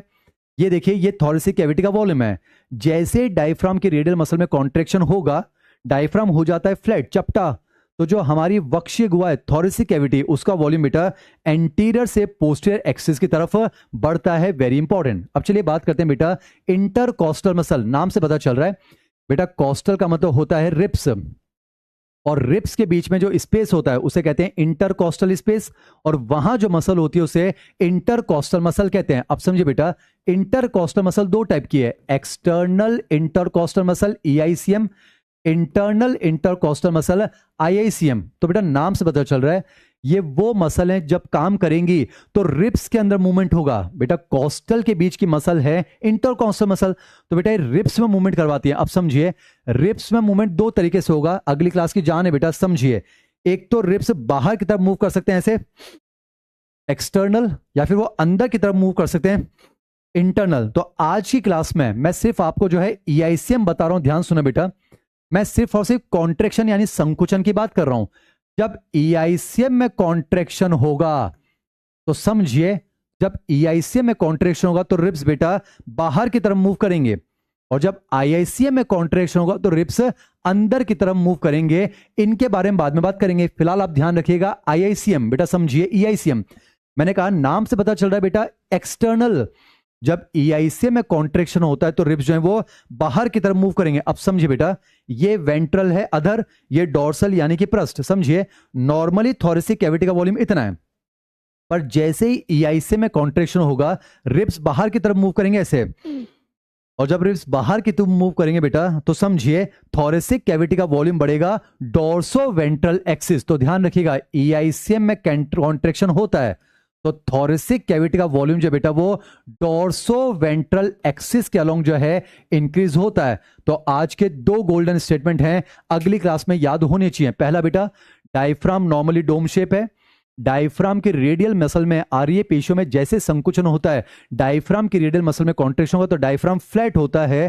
थोरेसिक कैविटी का वॉल्यूम बढ़ता है एंटीरो पोस्टीरियर एक्सिस, और जब EICM में कॉन्ट्रैक्शन होता है तो रिब्स और स्टर्नम बाहर की तरफ मूव करेंगे, और रिब्स और स्टर्नम बाहर मूव करेंगे तो थोरेसिक कैविटी का वॉल्यूम बेटा डोर्सो वेंट्रल एक्सिस के अलोंग बढ़ता है। तो ये दो स्टेटमेंट अगली क्लास में याद होने चाहिए, ये बेहद इंपॉर्टेंट है बेटा। ये स्टेटमेंट याद रहेंगे तो अगली क्लास में आपके लिए मैकेनिज्म ब्रीदिंग जो है वो बिल्कुल हलवा कर देंगे MJ सर। ये स्टेटमेंट आपको याद होने चाहिए बच्चों। रही बात MJ टॉक्स की, तो उसमें छोटा सा स्टेटमेंट आपके लिए लेकर आया हूं बच्चों। Welcome to MJ talks. बच्चों आज MJ टॉक्स के माध्यम से बस मैं छोटी सी बात आपसे कहना चाहूंगा। ये वो बातें हैं बच्चों जो पर्सनली मुझे इंस्पायर करती हैं, मोटिवेट करती हैं। तो बच्चों MJ टॉक्स के माध्यम से बस एक छोटी सी बात मैं आपसे कहना चाहता हूं बच्चों। MJ टॉक्स के माध्यम से बस एक छोटी सी बात है जो मैं आपसे शेयर करना चाहता हूं बच्चों। जब भी आप किसी घड़ी की तरफ देखते हैं बच्चों तो सिर्फ समय ना देखा करें। जब भी आप किसी घड़ी की तरफ देखते हैं बच्चों तो सिर्फ समय ना देखा करें, यह भी देखा करें कि वो घड़ी निरंतर चल रही होती है।